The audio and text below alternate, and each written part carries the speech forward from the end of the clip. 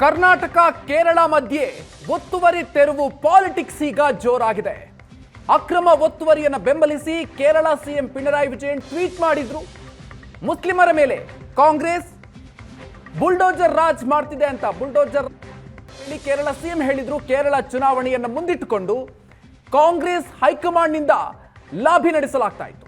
ಮಾನವೀಯತೆ ಆಧಾರದಲ್ಲಿ ನೋಡಿ ಅಂತ ಕೆಸಿ ವೇಣುಗೋಪಾಲ್ ಕೂಡ ಹೇಳಿದ್ರು. ಪುನರ್ವಸತಿಯನ್ನ ಕಲ್ಪಿಸುವಂತೆ ಸಿಎಂ ಹಾಗೂ ಡಿಸಿಎಂಗೆ ಹೈಕಮಾಂಡ್ನಿಂದ ಸೂಚನೆ ಕೂಡ ಬಂದಿತ್ತು. ಚುನಾವಣೆಗಾಗಿ ಮುಸ್ಲಿಮರ ಓಲೈಕೆಗೆ ಈಗ ಕಾಂಗ್ರೆಸ್ ಕೂಡ ಇಳಿದಿರೋದು. ಕಾಂಗ್ರೆಸ್ ಎಡಪಕ್ಷಗಳು ಇದು ಗುಲಾಮಿ ಸರ್ಕಾರ ಅಂತ ರಾಜ್ಯ ಬಿಜೆಪಿ ನಾಯಕರು ಈಗ ಸರ್ಕಾರದ ವಿರುದ್ಧ ವಾಗ್ದಾಳಿಯನ್ನ ನಡೆಸ್ತಾ ಇದೆ.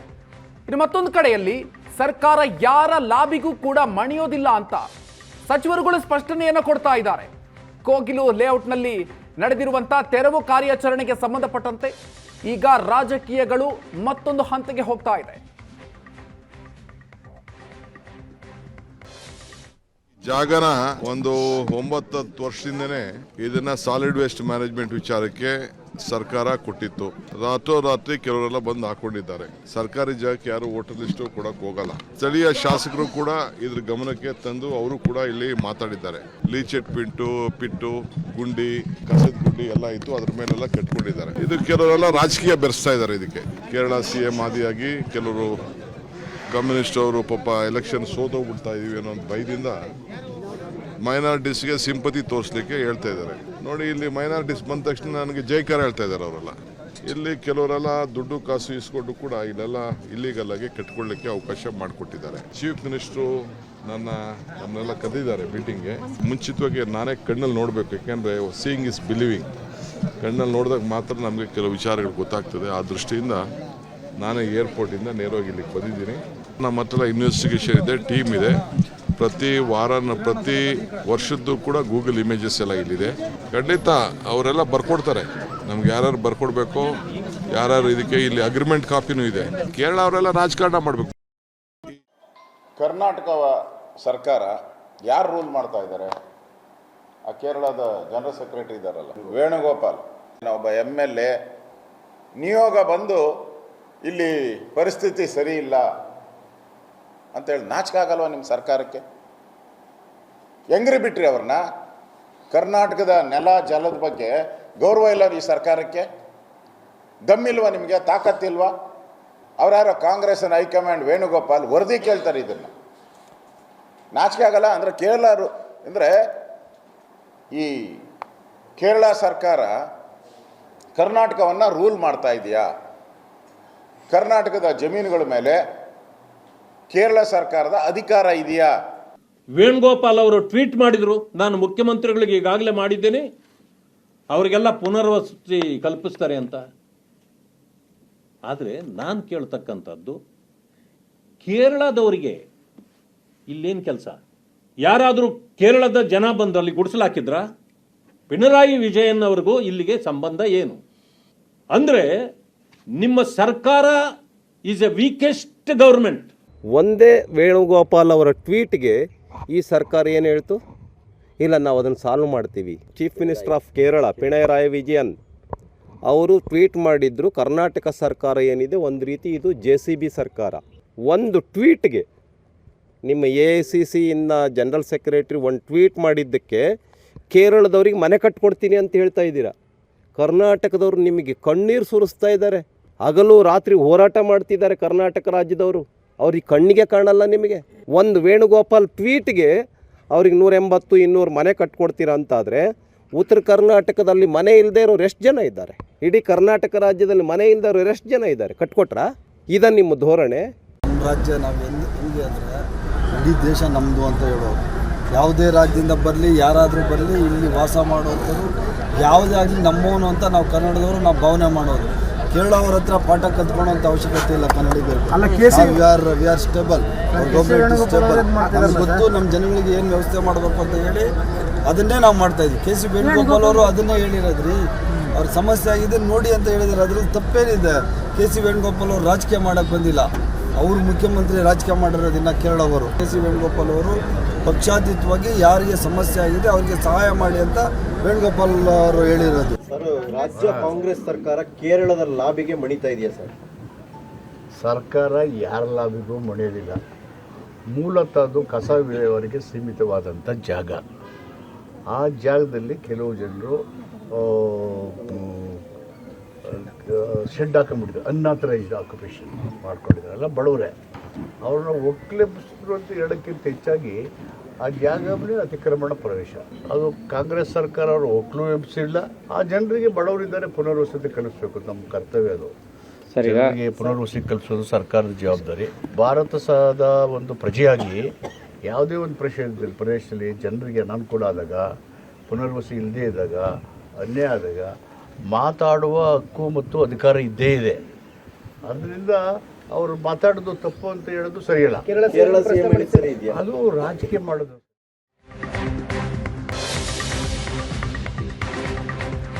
ಇನ್ನು ಕೋಗಿಲು ಬಳಿ ಅಕ್ರಮ ಮನೆಗಳ ಒತ್ತುವರಿ ತೆರವು ಪ್ರಕರಣಕ್ಕೆ ಸಂಬಂಧಪಟ್ಟಂತೆ ಮುಖ್ಯಮಂತ್ರಿಗಳು ರಿಯಾಕ್ಷನ್ ಕೊಟ್ಟಿದ್ದಾರೆ.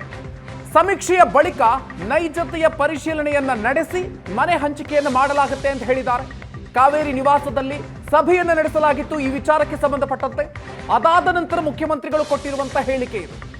2 ದಿನದಲ್ಲಿ ಪರಿಶೀಲನೆಯನ್ನ ನಡೆಸೋದಕ್ಕೆ ಅಧಿಕಾರಿಗಳಿಗೆ ಸಿಎಂ ಸೂಚನೆಯನ್ನ ಕೊಟ್ಟಿದ್ದಾರೆ. ಡಿಸಿ ತಹಶೀಲ್ದಾರ್ ನೇತೃತ್ವದಲ್ಲಿ ಪರಿಶೀಲನೆಗೆ ಮುಖ್ಯಮಂತ್ರಿಗಳು ಸೂಚನೆ ಕೊಟ್ಟಿದ್ದಾರೆ. ನಾಳೆ ನಾಡಿದ್ದು ಸ್ಥಳಕ್ಕೆ ಅಧಿಕಾರಿಗಳ ತಂಡ ಭೇಟಿ ನೀಡಿ ಪರಿಶೀಲನೆಯನ್ನ ನಡೆಸುತ್ತೆ. ಜಿಲ್ಲಾಧಿಕಾರಿಗೆ ಮತ್ತು ಸಂಬಂಧಪಟ್ಟಂತ ಆ ಕಾರ್ಪೊರೇಷನ್ ಕಮಿಷನರು ಅವ್ರಿಗೆ ಹೇಳಿದ್ದೀನಿ, ನಾಳೆ ನಾಳಿದ್ದು ಅದನ್ನೆಲ್ಲ ವೆರಿಫೈ ಮಾಡಿ ಜಿನೈನ್ ವ್ಯಕ್ತಿಗಳಿಗೆ ಪರ್ಯಾಯ ವ್ಯವಸ್ಥೆಯನ್ನು ಮಾಡಿಕೊಡಬೇಕು ಅಂತೇಳಿ ಸರ್ಕಾರ ತೀರ್ಮಾನ ಮಾಡಿದೆ. ಈ ಜಿಲ್ಲಾಧಿಕಾರಿ ಮತ್ತು ಕಾರ್ಪೊರೇಷನ್ ಅಧಿಕಾರಿಗಳು ಲಿಸ್ಟ್ ಕೊಡ್ತಾರೆ, ಯಾರ್ಯಾರು ಎಲಿಜಿಬಲ್ ಇದ್ದಾರೆ ಅವರೆಲ್ಲ ಲಿಸ್ಟ್ ಎಲ್ಲ ಕೊಡ್ತಾರೆ. ಆ ಲಿಸ್ಟಿನ ಆಧಾರದ ಮೇಲೆ ಅವ್ರಿಗೆಲ್ಲರಿಗೂ ಕೂಡ ಪರ್ಯಾಯ ವ್ಯವಸ್ಥೆಯನ್ನ ಮಾಡ್ತೇವೆ. ಇದೇ ವಿಷಯದ ಬಗ್ಗೆ ಇವತ್ತು ಮಾತಾಡ್ತೀವಿ. ಹಲವು ಜನ ಗಣ್ಯರು ನಮ್ಮ ಜೊತೆಗಿರ್ತಾರೆ. ನನ್ನ ಕೊಲೀಗ್ ಪ್ರಶಾಂತ್ ನಾಥ್ ಇದ್ದಾರೆ. ಪ್ರಶಾಂತ್, ಕಾರ್ಯಕ್ರಮಕ್ಕೆ ಸ್ವಾಗತ. ದೇವರಾಜ್ ಅವರು JDSನಿಂದ, ಅಶೋಕ್ ಗೌಡ ಅವರು BJPಯಿಂದ, ನಾಗರಾಜ್ ಯಾದವ್ ಅವರು ಕಾಂಗ್ರೆಸ್ನಿಂದ ಇದ್ದಾರೆ. 3 ಜನರು ಕಾರ್ಯಕ್ರಮಕ್ಕೆ ಸ್ವಾಗತ. ಐ ಥಿಂಕ್ ನಾಗರಾಜ್ ಯಾದವ್ ಅವ್ರನ್ನೇ ಮೊದಲೇ ಪ್ರಶ್ನೆ ಕೇಳ್ತೀನಿ. ಕೇಳಿ ಸರ್. ಎಸ್, ನಾಗರಾಜ್ ಯಾದವ್ ಅವರೇ ಸರ್, ಯಾವ ಒತ್ತುವರಿದಾರರ ಮೇಲೆ ಇಷ್ಟು ವಿಶೇಷ ಪ್ರೀತಿ ತೋರಿಸಿದ್ರಿ? ಹಿಂದೆ ಒತ್ತುವರಿ ತೆರವು ಕಾರ್ಯಕ್ರಮಗಳು ನಡೀತಾನೇ ಇದಾವಲ್ವಾ? ಹೌದು. ಯಾರ ಮೇಲೆ ಇಷ್ಟು ಪ್ರೀತಿ ತೋರಿಸಿದ್ರಿ? ನನಗೆ ಅರ್ಥ ಆಗಲಿಲ್ಲ ಏನು ಕೇಳ್ತಾ ಇದ್ರಿ ಈ ವಿಚಾರಗಳಂತ. ಯಾಕಂದರೆ ನಾವೇನು ಸ್ಪೆಷಲ್ ಲವ್ ಯಾರಿಗೂ ತೋರಿಸಿಲ್ಲ. ನಾವು ಕಾನೂನಿನ ಬಾಹಿರವಾಗಿ ನಡೆದಂಥ ಚಟುವಟಿಕೆಗಳ ವಿರುದ್ಧವಾಗಿ ಕಾನೂನು ಕ್ರಮಗಳನ್ನು ಕೈಗೊಂಡಿದ್ದೇವೆ. ಇಲ್ಲಿಗೆ ನೋಡಿ, ಇವಾಗ ಕೂಡ ಹೇಳ್ತಾರೆ ಮುಖ್ಯಮಂತ್ರಿಗಳು, ಅರ್ಹ ವ್ಯಕ್ತಿಗಳಿಗೆ ಕೊಡ್ತೀವಿ ಅಂತ. ಈಗ ಫಾರ್ ಎಕ್ಸಾಂಪಲು, ಯಾರೋ ಬೇರೆಯಿಂದಲೂ ವಲಸೆ ಬಂದಿದ್ದಾರೆ. ನಾವು ಕರ್ನಾಟಕದಲ್ಲಿರ್ತಕ್ಕಂಥ 6 ಕನ್ನಡಿಗರಲ್ಲಿ ಗುಲ್ಬರ್ಗದವರೋ, ಬೀದರ್ನವರೋ, ಇಲ್ಲ ರಾಯಚೂರಿನವರೋ ಇದ್ದಾರೆ ಅಂತಂದರೆ ನಮ್ಮ ಕರ್ತವ್ಯ ಆಗ್ತದೆ. ಕನ್ನಡಿಗರನ್ನ ಕಾಪಾಡಬೇಕಂತ ಕೆಲಸ ನಮ್ದು ಆಗ್ತದೆ. ಆ ಕೆಲಸ ಮಾಡಲಿಕ್ಕೆ ಮಾತ್ರ ನಾವು ಕಾನೂನುಬದ್ಧವಾಗಿ ನಮ್ಮ ವಿಚಾರಧಾರೆಗಳನ್ನ ಮಂಡನೆ ಮಾಡಿದ್ದೇವೆ. ಇಷ್ಟು ವರ್ಷಗಳಿಂದ ಒತ್ತುವರಿ ತೆರವು ನಡೀತಾ ಇದೆ ಅಲ್ರಿ. ಎಲ್ಲಿ ಒತ್ತುವರಿ ತೆರವು ಆದ ಜಾಗಕ್ಕೆ ಉಪಮುಖ್ಯಮಂತ್ರಿಗಳು ಹೋಗಿದ್ರು, ಎಲ್ಲಿ ಅಧಿಕಾರಿಗಳು ಹೋಗಿದ್ರು, ಎಲ್ಲಿ ಸಚಿವರುಗಳು ಹೋಗಿದ್ರು, ಎಲ್ಲಿ ನಿರಾಶ್ರಿತರಾದಂಥವರ ಕಷ್ಟ ಸುಖಗಳನ್ನು ಇವಾಗಲೂ ಕೂಡ ಒತ್ತುವರಿನ ತೆರವುಗೊಳಿಸುವ ಸಂದರ್ಭದಲ್ಲಿ ಯಾರು ಹೋಗಿರಲಿಲ್ಲ ಅಲ್ಲಿ. ಈಗ ಕೇರಳದ ಮುಖ್ಯಮಂತ್ರಿಗಳು ಇಂಟರ್ಫಿಯರ್ ಆಗಿ ಇದನ್ನ ಅವರ ರಾಜಕೀಯ ತೆವಲಿಗೆ ಯೂಸ್ ಮಾಡ್ತಾ ಇರಬೇಕಾದ್ರೆ ನಾವೆಲ್ಲರೂ ಕೂಡ ಇಂಟರ್ಫಿಯರ್ ಆಗ್ತಕ್ಕಂಥ ಪ್ರಸಂಗ ಒದಗಿ ಬಂದಿದೆ. ಆದರೆ ಇದು ಎಕ್ಸ್ಟ್ರಾ ಪ್ರೀತಿ ಕೊಟ್ಟಿದ್ದೀವಿ ಅಂತ ತಿಳ್ಕೊಬೇಡಿ. ನಾನು ಹೇಳ್ತಾ ಇದ್ದೀನಿ ಕೇಳಿ, ಕೇರಳದ ಮುಖ್ಯಮಂತ್ರಿಗಳು, ಕೇರಳದ ನಾವು ಫೆಡರಲ್ ಸಿಸ್ಟಮ್ ನಂಬಿಕೆ ಇಟ್ಕೊಂಡಿರ್ತಕ್ಕಂಥವ್ರು, ಆ ಕೇರಳದ ಅವ್ರ ರಾಜ್ಯದ ಆಡಳಿತ ನೋಡಬೇಕು ಹೊರತು ಇನ್ನೊಂದು ರಾಜ್ಯದ ಆಡಳಿತದಲ್ಲಿ ಹಸ್ತಕ್ಷೇಪ ಮಾಡ್ತಕ್ಕಂಥ ತಪ್ಪು ಅಂತ ಹೇಳಬೇಕಾದ್ರೆ ನಮ್ಮವ್ರು ಹೋಗಲೇಬೇಕಾಗ್ತದೆ, ಮಾತಾಡಲೇಬೇಕಾಗ್ತದೆ. ಅಲ್ಲಿ ನಮ್ಮವರು ಯಾರಿದ್ದಾರೆ ಇಲ್ಲ ಅಂತ ಯೋಚನೆ ಮಾಡಬೇಕಾಗ್ತದೆ. ಆ ಕೆಲಸನ ಮಾಡಬೇಕಾದ್ರೆ ಜವಾಬ್ದಾರಿ ಸರ್ಕಾರದ ಕೆಲಸ ಆಗಿದೆ. ಕೆಲಸವನ್ನು ನಾವು ಮಾಡ್ತಾ ಇದ್ದೇವೆ. ಫೆಡರಲ್ ಸಿಸ್ಟಮ್ ನಂಬಿಕೆ ಇಲ್ಲದೆ ಇರತಕ್ಕಂಥ ಕೇರಳದ ಮುಖ್ಯಮಂತ್ರಿಗೆ ಅವಿವೇಕಿಯಾಗಿ ಆಡ್ತಾ ಇರ್ತಕ್ಕಂಥ ವಿಚಾರಗಳು ನಾವ್ಯಾಕೆ ಒಪ್ಕೋಬೇಕು?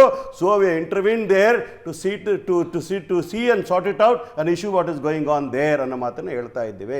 ಹಾಗಾಗಿ ಹೆಚ್ಚು ಪ್ರೀತಿ ತೋರಿಸ್ತೀವಿ ಅಂತಲ್ಲ ನಾನು ಹೇಳ್ತಾ ಇದ್ದೀನಿ ಕೇಳಿ. ಯಾವುದೇ ನಾವು ಮೊದಲು ನಮ್ಮ ಸರ್ಕಾರ ದೃಢ ನಿಲುವು ಇರ್ತಕ್ಕಂಥದ್ದು ಏನಂತಂದರೆ, ಯಾವುದೇ ವ್ಯಕ್ತಿ ಎಷ್ಟೇ ಪ್ರಭಾವಶಾಲಿ ಆದರೂ ಕೂಡ ಸರ್ಕಾರಿ ಜಮೀನಿನ ಒತ್ತುವರಿ ಮಾಡಿದ್ರೆ ಮುಲಾಜಿಲ್ಲದ ಕ್ರಮ ಕೈಗೊಳ್ಳುತ್ತೆ ಅಂತ ಹೇಳಿದ್ವಿ. ಅದು ಕಂಟಿನ್ಯೂ ಮಾಡ್ತೀವಿ ಅಂತ ಮಾತು ಹೇಳ್ತೀವಿ. ಆದರೆ ಅಲ್ಲಿರ್ತಕ್ಕಂಥ ಜನ ಒಂದು ವೇಳೆ ನಮ್ಮ ಕಾನೂನಲ್ಲಿ ಇರ್ತಕ್ಕಂಥದ್ದು ಏನು, ನಮ್ಮಲ್ಲಿರ್ತಕ್ಕಂಥ ಸಂವಿಧಾನದಲ್ಲಿ ಇರ್ತಕ್ಕಂಥ ಏನು, 10 ವರ್ಷಗಳು, 20 ವರ್ಷಗಳು, 30 30 ವರ್ಷಗಳು ಯಾರಾದರೂ ಅಲ್ಲಿದ್ದಾಗ ಅವ್ರಿಗೆ ರಿಹ್ಯಾಬಿಲಿಟೇಷನ್ ಮಾಡಿ ತದನಂತರ ಡೆಮಾಲಿಷನ್ ಮಾಡಬೇಕು ಅಂತ ಬರ್ತದೆ. ಇಲ್ಲಿರ್ತಕ್ಕಂಥವ್ರು ನಾಗರಾಜ್ ಯಾದವ್ ಇದೇ ರೀತಿಯಾಗಿ ಸರ್ಕಾರಿ ಜಮೀನಿನ ಒತ್ತುವರಿ ಮಾಡ್ಕೊಂಡಿದ್ದೀರಿ ಅಂತ ಹೇಳಿ ಮನೆಗಳನ್ನ ಬುಲ್ಡೋಸರ್ನಿಂದ ಒಡೆಸಿಕೊಂಡು ಬೀದಿಗೆ ಬಿದ್ದವ್ರದೊಂದು ಲಿಸ್ಟ್ ಕೊಡ್ತೀನಿ. ಒಂದು ನಿಮಿಷ ನನ್ನ ಪ್ರಶ್ನೆ ಪೂರ್ತಿ ಕೇಳಿಸ್ಕೋಬೇಕು. ಇದೇ ಕಾನ್ಸ್ಟಿಟ್ಯೂನ್ಸಿಯಲ್ಲಿ ಹಲವಾರು ಬಿಡಿಎ ಮನೆಗಳು ಬಿಡಿಎ ಜಾಗದಲ್ಲಿ ಮನೆಗಳು ಕಟ್ಕೊಂಡು ಹೊಡೆದಾಗ ಕೆ ಜಾರ್ಜ್ ಹೋಗಿರ್ಲಿಲ್ವಾ ಅಲ್ಲಿ? ಆಗಿನ ಸಚಿವರೆಲ್ಲ ಹೋಗಿರ್ಲಿಲ್ವಾ ಅಲ್ಲಿ? ಹೋಗಿದ್ವಿ ನಾವು. ಹೋಗಿ ಅವರು ಕೂಡ ರಿಹ್ಯಾಬಿಲಿಟೇಷನ್ ಏನ್ ಮಾಡಬೇಕು ಅಂತ ನೋಡಿ, ಅವರ ದಾಖಲೆಗಳು ನೋಡಿ, ಅವ್ರು ಎಷ್ಟು ದಿನ ಇದ್ರು ನೋಡಿ, ಆ ಕೆಲಸ ಮಾಡಿಕೊಟ್ಟಿದ್ದೇವೆ. ನನ್ನ ಪ್ರಶ್ನೆ ಇದಕ್ಕೆ ಮಾತ್ರ ಕಷ್ಟಪಟ್ಟು ದುಡಿದ ದುಡ್ಡಿನಲ್ಲಿ ಸೈಟ್ ಪರ್ಚೇಸ್ ಮಾಡಿದ್ರವರು, ಸರ್ಕಾರ ಖಾತೆ ಮಾಡಿ ಕೊಡ್ತು, ಅವರ ಮನೆಗೆ ನೀರು ಕೊಡ್ತು, ಕರೆಂಟ್ ಕೊಡ್ತು, ಅವರಿಂದ ಟ್ಯಾಕ್ಸ್ ಕಟ್ಟಿಸಿಕೊಡ್ತು, ಎಲ್ಲ ಡ್ಯೂ ಪ್ರಾಸೆಸ್ ಮೂಲಕ ಸೈಟ್ ಖರೀದಿ ಮಾಡಿದವರಿಗೆ ಒಂದು ದಿವಸ ಏಕಾಏಕಿ ಬಂದು ನೀವು ಒತ್ತುವರಿ ಮಾಡ್ಕೊಂಡಿದ್ದೀರಿ ಅಂತಂದ್ರಿ. ಒಂದ್ ನಿಮಿಷ, ಅವ್ರು ಖರೀದಿ ಮಾಡಿದ ಜೆನ್ಯೂನ್ ಆಗಿದ್ರೆ ಅದೇ ಇಲ್ಲಿಗಲ್ ಆಗ್ತದೆ? ಹೇಳಿ ನೋಡೋಣ. ಖರೀದಿ ಮಾಡಿದವರಲ್ಲ, ಇಲ್ಲಿ ಬಂದು ಒತ್ತುವರಿ ಮಾಡ್ಕೊಂಡು ಬೆಂಗಳೂರು ಅನ್ನುವ ಈ ಮಹಾನಗರದಲ್ಲಿ ಆ ರೀತಿ ಒತ್ತುವರಿ ತೆರವುಗಳು ಕೂಡ ಆಗಿದ್ದಾವೆ. ಇಲ್ಲ ಇಲ್ಲ ಇಲ್ಲ ಇಲ್ಲ, ಬ್ಯಾಂಕ್ ಲೋನ್ ತಗೊಂಡಿದ್ದಾರೆ ಜನ, ಡಾಕ್ಯುಮೆಂಟ್ ಗಳನ್ನ ಕೊಟ್ಟು ಬ್ಯಾಂಕ್ ಲೋನ್ ತಗೊಂಡಿದ್ದಾರೆ.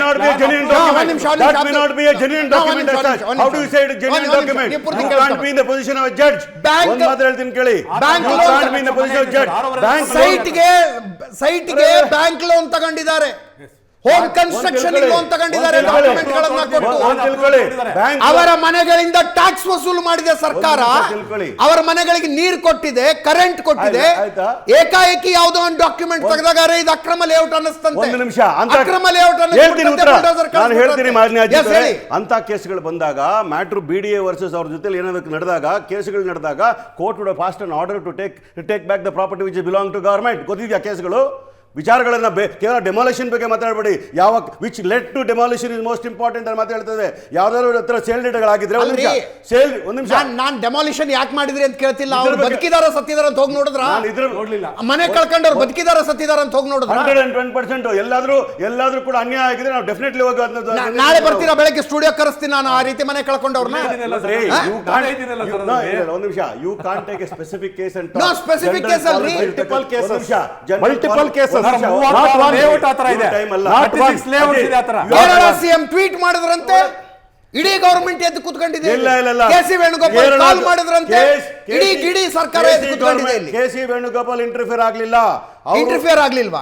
ಏನಿದೆ ಅವ್ರ ಟ್ವೀಟ್?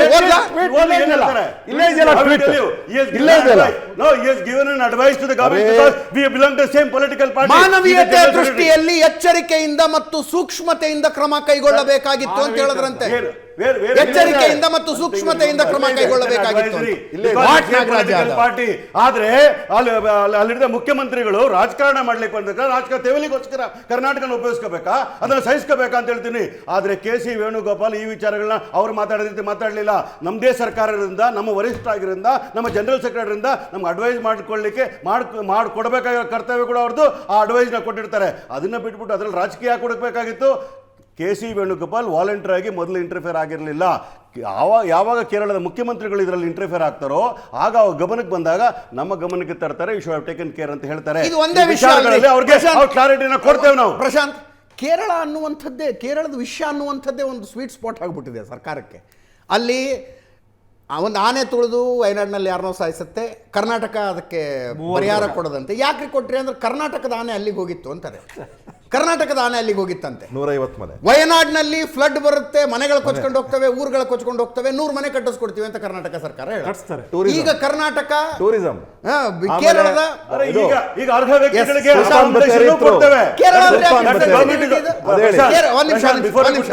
ಸರ್ಕಾರ ತೀರ್ಮಾನ ಮಾಡಿದೆ, ಅರ್ಹ ವ್ಯಕ್ತಿಗಳಿಗೆ ನಾವು ವೆರಿಫೈ. ಅದು ಮಾನವೀಯ. ಬೇರೆ ಯಾವ್ದಾದ್ರು ರಾಜ್ಯದ ಮುಖ್ಯಮಂತ್ರಿ, ಯಾವ ರಾಜ್ಯದ ಮುಖ್ಯಮಂತ್ರಿ ಆದ್ರೂ ಇದನ್ನ ಪ್ರಶ್ನೆ ಎತ್ತಬಹುದಾಗಿತ್ತಪ್ಪ. ಅವಾಗ್ಲೂ ಹಿಂಗೆ ಇರ್ತಿತ್ತ ರಿಯಾಕ್ಷನ್? ಅದೇ ನೋಡಿ, ನನಗನ್ಸುತ್ತೆ ಬಹಳ ಸ್ಪಷ್ಟವಾಗಿ 2 ಅಂಶಗಳು ಈ ರಿಯಾಕ್ಷನ್ಗೆ ಕಾರಣ ಆಗ್ತಿವೆ. ಒಂದು ಕೇರಳ ಯಾಕೆ ಅಂತ ನೀವು ಕೇಳ್ಬೋದು. ತಮಿಳ್ನಾಡಿದ್ರೆ, ಮಧ್ಯಪ್ರದೇಶ ಇದ್ದರೆ, ಗುಜರಾತ್ ಇದ್ದರೆ, ಮಹಾರಾಷ್ಟ್ರ ಇದ್ದರೆ, ಅಥವಾ ಬೇಡ ಕಾಂಗ್ರೆಸ್ ರೂಲ್ಡ್ ಸರ್ಕಾರಗಳು, ನಾನ್ ಕಾಂಗ್ರೆಸ್ ಗೌರ್ಮೆಂಟ್ಗಳೇನಿವೆ, ತಮಿಳ್ನಾಡು, ಪ್ರದೇಶ್, ತೆಲಂಗಾಣ, ಈ ರಾಜ್ಯಗಳದ್ದಿದ್ದರೂ ಇಷ್ಟು ಸೀರಿಯಸ್ ಆಗಿ ಸರ್ಕಾರ ತೆಗೆದುಕೊಳ್ತಾ ಇರಲಿಲ್ಲ. ಡೆಮೊಲಿಷನ್ ಮಾಡಿದ್ದೀವಿ, ಏನಿದೆ ಮನವಿ ಪತ್ರ ಕೊಡಿ, ಕಾನೂನು ಪ್ರಕಾರ ಆಗತ್ತೆ ಅಂತ. ಕೇರಳ ಅಂದ ತಕ್ಷಣ ಅಲ್ಲಿ ಕೆ ಸಿ ವೇಣುಗೋಪಾಲ್ ಬರ್ತಾರೆ. ಕೆ ಸಿ ವೇಣುಗೋಪಾಲ್ ರಾಹುಲ್ ಗಾಂಧಿಯವರ ಕಣ್ಣು, ಕಿವಿ, ಮೂಗು ಎಲ್ಲವೂ ಕೂಡ ಹೌದು. ಜೊತೆಗೆ ಪ್ರಿಯಾಂಕಾ ಗಾಂಧಿಯವರ ಕ್ಷೇತ್ರ ಕೇರಳದಲ್ಲಿದೆ, ಅದು ಮುಸ್ಲಿಂ ಬಾಹುಳ್ಯ ಇರತಕ್ಕಂಥ ಒಂದು ಕ್ಷೇತ್ರವೂ ಕೂಡ ಹೌದು. ರಾಹುಲ್ ಗಾಂಧಿ, ಪ್ರಿಯಾಂಕಾ ಗಾಂಧಿ ಮತ್ತು ಕೆ ಸಿ ವೇಣುಗೋಪಾಲ್ರಿಗೆ ಕೇರಳದ ಬಗ್ಗೆ ಭಾಳ ಸೆನ್ಸಿಟಿವಿಟಿ ಇದೆ. ಜೊತೆಗೆ ಇಡೀ ಕಾಂಗ್ರೆಸ್ ಹೈಕಮಾಂಡ್ಗೆ ಅನ್ನಿಸ್ತಾ ಇರತಕ್ಕಂಥದ್ದು 2026 ಚುನಾವಣೆಯಲ್ಲಿ ಯಾವುದಾದ್ರೂ ಒಂದು ರಾಜ್ಯ ಅಧಿಕಾರಕ್ಕೆ ಹತ್ತಿರ ಇದೆ ಅನ್ನೋದಾದರೆ ಅದು ಕೇರಳ. ಯಾಕಂದರೆ ಮೊನ್ನೆಯ ಸ್ಥಳೀಯ ಸಂಸ್ಥೆಗಳ ಚುನಾವಣೆಗಳಲ್ಲೂ ಕೂಡ Congress performance, UDF performance is very well. ಆ ಕಾರಣದಿಂದ ನನಗನ್ಸುತ್ತೆ ಕೆ ಸಿ ವೇಣುಗೋಪಾಲ್ ಯಾವತ್ತಿಗೂ ಕೂಡ ಏನು ನಿರ್ದೇಶನವನ್ನು ಕೊಡ್ತಾರೋ ಮುಖ್ಯಮಂತ್ರಿಗಳು, ಉಪಮುಖ್ಯಮಂತ್ರಿಗಳು, ಇಡೀ ಸರ್ಕಾರ ಎದ್ದು ಕುಳಿತುಕೊಳ್ಳುತ್ತೆ. ಕುಳಿತುಕೊಳ್ಬೇಕೋ ಬೇಡೋ ಅಂತಕ್ಕಂಥದ್ದು ಟ್ವೀಟ್ನಲ್ಲಿ ಸಲಹೆ ಅಂತ ಹೇಳಿದರೂ ಕೂಡ ನೀವೆಲ್ಲ ಎದ್ದು ಓಡಾಡ್ತಿರೋದು ನೋಡಿದರೆ ನಿರ್ದೇಶನ ಅಂತ ನನಗನ್ನಿಸ್ತು. ನಿರ್ದೇಶನ ಅಲ್ಲ. ಎರಡನೇ ಸಂಗತಿ ನನಗನ್ಸುತ್ತೆ ದ್ಯಾಟ್ ಈಸ್ ಮುಸ್ಲಿಂ. ಅದು ಯಾವತ್ತಿಗೂ ಕೂಡ ವೋಟ್ ಬ್ಯಾಂಕ್ನ ದೃಷ್ಟಿಯಿಂದ ಪ್ರಮುಖವಾಗಿರ್ತಕ್ಕಂಥ ಭಾಗ. ಹೀಗಾಗಿ ಮುಸ್ಲಿಮರ ಕಾಲನಿಯನ್ನು ಒತ್ತುವರಿ ತೆರವುಗೊಳಿಸಲಾಗಿದೆ ಅಂತಕ್ಕಂಥದ್ದು ಯಾವಾಗ ಪಿನರಾಯಿ ವಿಜಯನ್ ಟ್ವೀಟ್ ಮಾಡಿದ್ರು, ಇಡೀ AICC ಒಂದು ರೀತಿ ನಡಗೋಯ್ತು.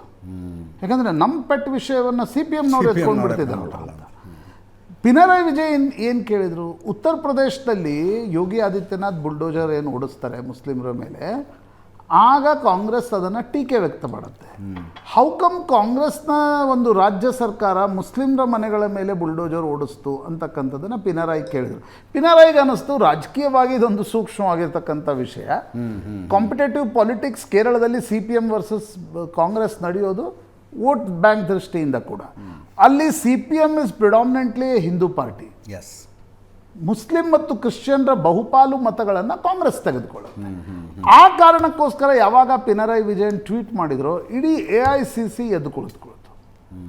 ಆ ಕಾರಣದಿಂದ ಕರ್ನಾಟಕದಲ್ಲಿ ನಾವು ಇಷ್ಟೊಂದು ಆತುರತೆಯನ್ನು ನೋಡ್ತಿದ್ದೀವಿ. ನನಗೆ ಅರ್ಥ ಆಗಲಿಲ್ಲ, ಉಪಮುಖ್ಯಮಂತ್ರಿಗಳು ಕುಮಾರಸ್ವಾಮಿ ಅವರು ಇರ್ತಕ್ಕಂಥ ಒಂದು ಪ್ರಕರಣದ ನೀವು ಹಿನ್ನೆಲೆಯನ್ನು ತೆಗೆದು ನೋಡಿ, ಬಿಡದಿ ಬಳಿ ಇರೋ ಟೌನ್ಶಿಪ್ ಪ್ರಕರಣ, ಅಲ್ಲಿ ಹೋಗಿದ್ರು ಉಪಮುಖ್ಯಮಂತ್ರಿಗಳು. ಅವ್ರ ಹೇಳಿಕೆಯನ್ನು ನೀವು ಇನ್ನೊಂದ್ಸಲ ಹಾಕಿ. ಆ ಹೇಳಿಕೆಯನ್ನು ಅಲ್ಲಿ ಇರದೇ ಇದ್ದ ಮಾನವೀಯತೆ ಏಕಾಏಕಿ ಯಾವ ಟೌನ್ಶಿಪ್ ಇದು, ರಫೀಕ್ ಕಾಲನಿ, ವಾಸಿಂ ಕಾಲನಿಯಲ್ಲಿ ಯಾಕೆ ಆ ಮಾನವೀಯತೆ ಬಂತು? ಫಕೀರ್ ಕಾಲನಿ ಮತ್ತು ವಾಸಿಂ ಕಾಲನಿ ಮಾನವೀಯತೆ ಇರೋದಾದರೆ ಅದು ಎಲ್ಲ ಕಡೆ ಮಾನವೀಯತೆಯನ್ನು ತೋರಿಸ್ಬೇಕು. ಆ ಕಾರಣದಿಂದ ನನಗನ್ಸುತ್ತೆ ಕೇರಳದ ಚುನಾವಣೆಯಲ್ಲಿ ಮುಸ್ಲಿಂ ಮತಗಳ ಮೇಲೆ ಒಂದು ಟಾಕಿಂಗ್ ಪಾಯಿಂಟನ್ನು ಪಿನರಾಯಿ ತೆಗೆದುಕೊಂಡ ತಕ್ಷಣ K C Venugopal, Rahul Gandhi, Priyanka Gandhi, nothing wrong, ನಾನು ಕಾಂಪಿಟೇಟಿವ್ ಪಾಲಿಟಿಕ್ಸ್ ಇರಲ್ಲ ಅಂತಕ್ಕಂಥದ್ದನ್ನು ಹೇಳ್ತಾ ಇಲ್ಲ. ಆದರೆ ಒಂದು ಸರ್ಕಾರದಲ್ಲಿ ಕುಳಿತುಕೊಂಡಿರ್ತಕ್ಕಂಥವ್ರು ಮಾನವೀಯತೆಯನ್ನು ತೋರಿಸೋದಾದರೆ ಎಲ್ಲ ಪ್ರಕರಣಗಳಲ್ಲಿ ಆ ಮಾನವೀಯತೆಯನ್ನು ತೋರಿಸಿತ್ತಷ್ಟೇ. ನಮ್ಮ ಮಾನವೀಯತೆ ತೋರಿಸಿ ತಪ್ಪು ಅಂತ ಹೇಳ್ತಿಲ್ಲ. ಅವ್ರಿಗೇನೋ ಊಟದ ವ್ಯವಸ್ಥೆ ಮಾಡಿದ್ರಂತೆ, ನೋಡಿ ಅಜಯ್, ಅದಲ್ರಿ ತಪ್ಪಲ್ಲ ರೀ. ಬಡವರು ಎಲ್ಲಿಂದಲೋ ಬಟ್ ಇನ್ಯಾವ ಮನೆ ಕಳ್ಕೊಂಡವರ ವಿಷಯದಲ್ಲಿ ಮುಖ್ಯಮಂತ್ರಿಗಳು ತುರ್ತು ಸಭೆ ಕರೆದಿದ್ರು?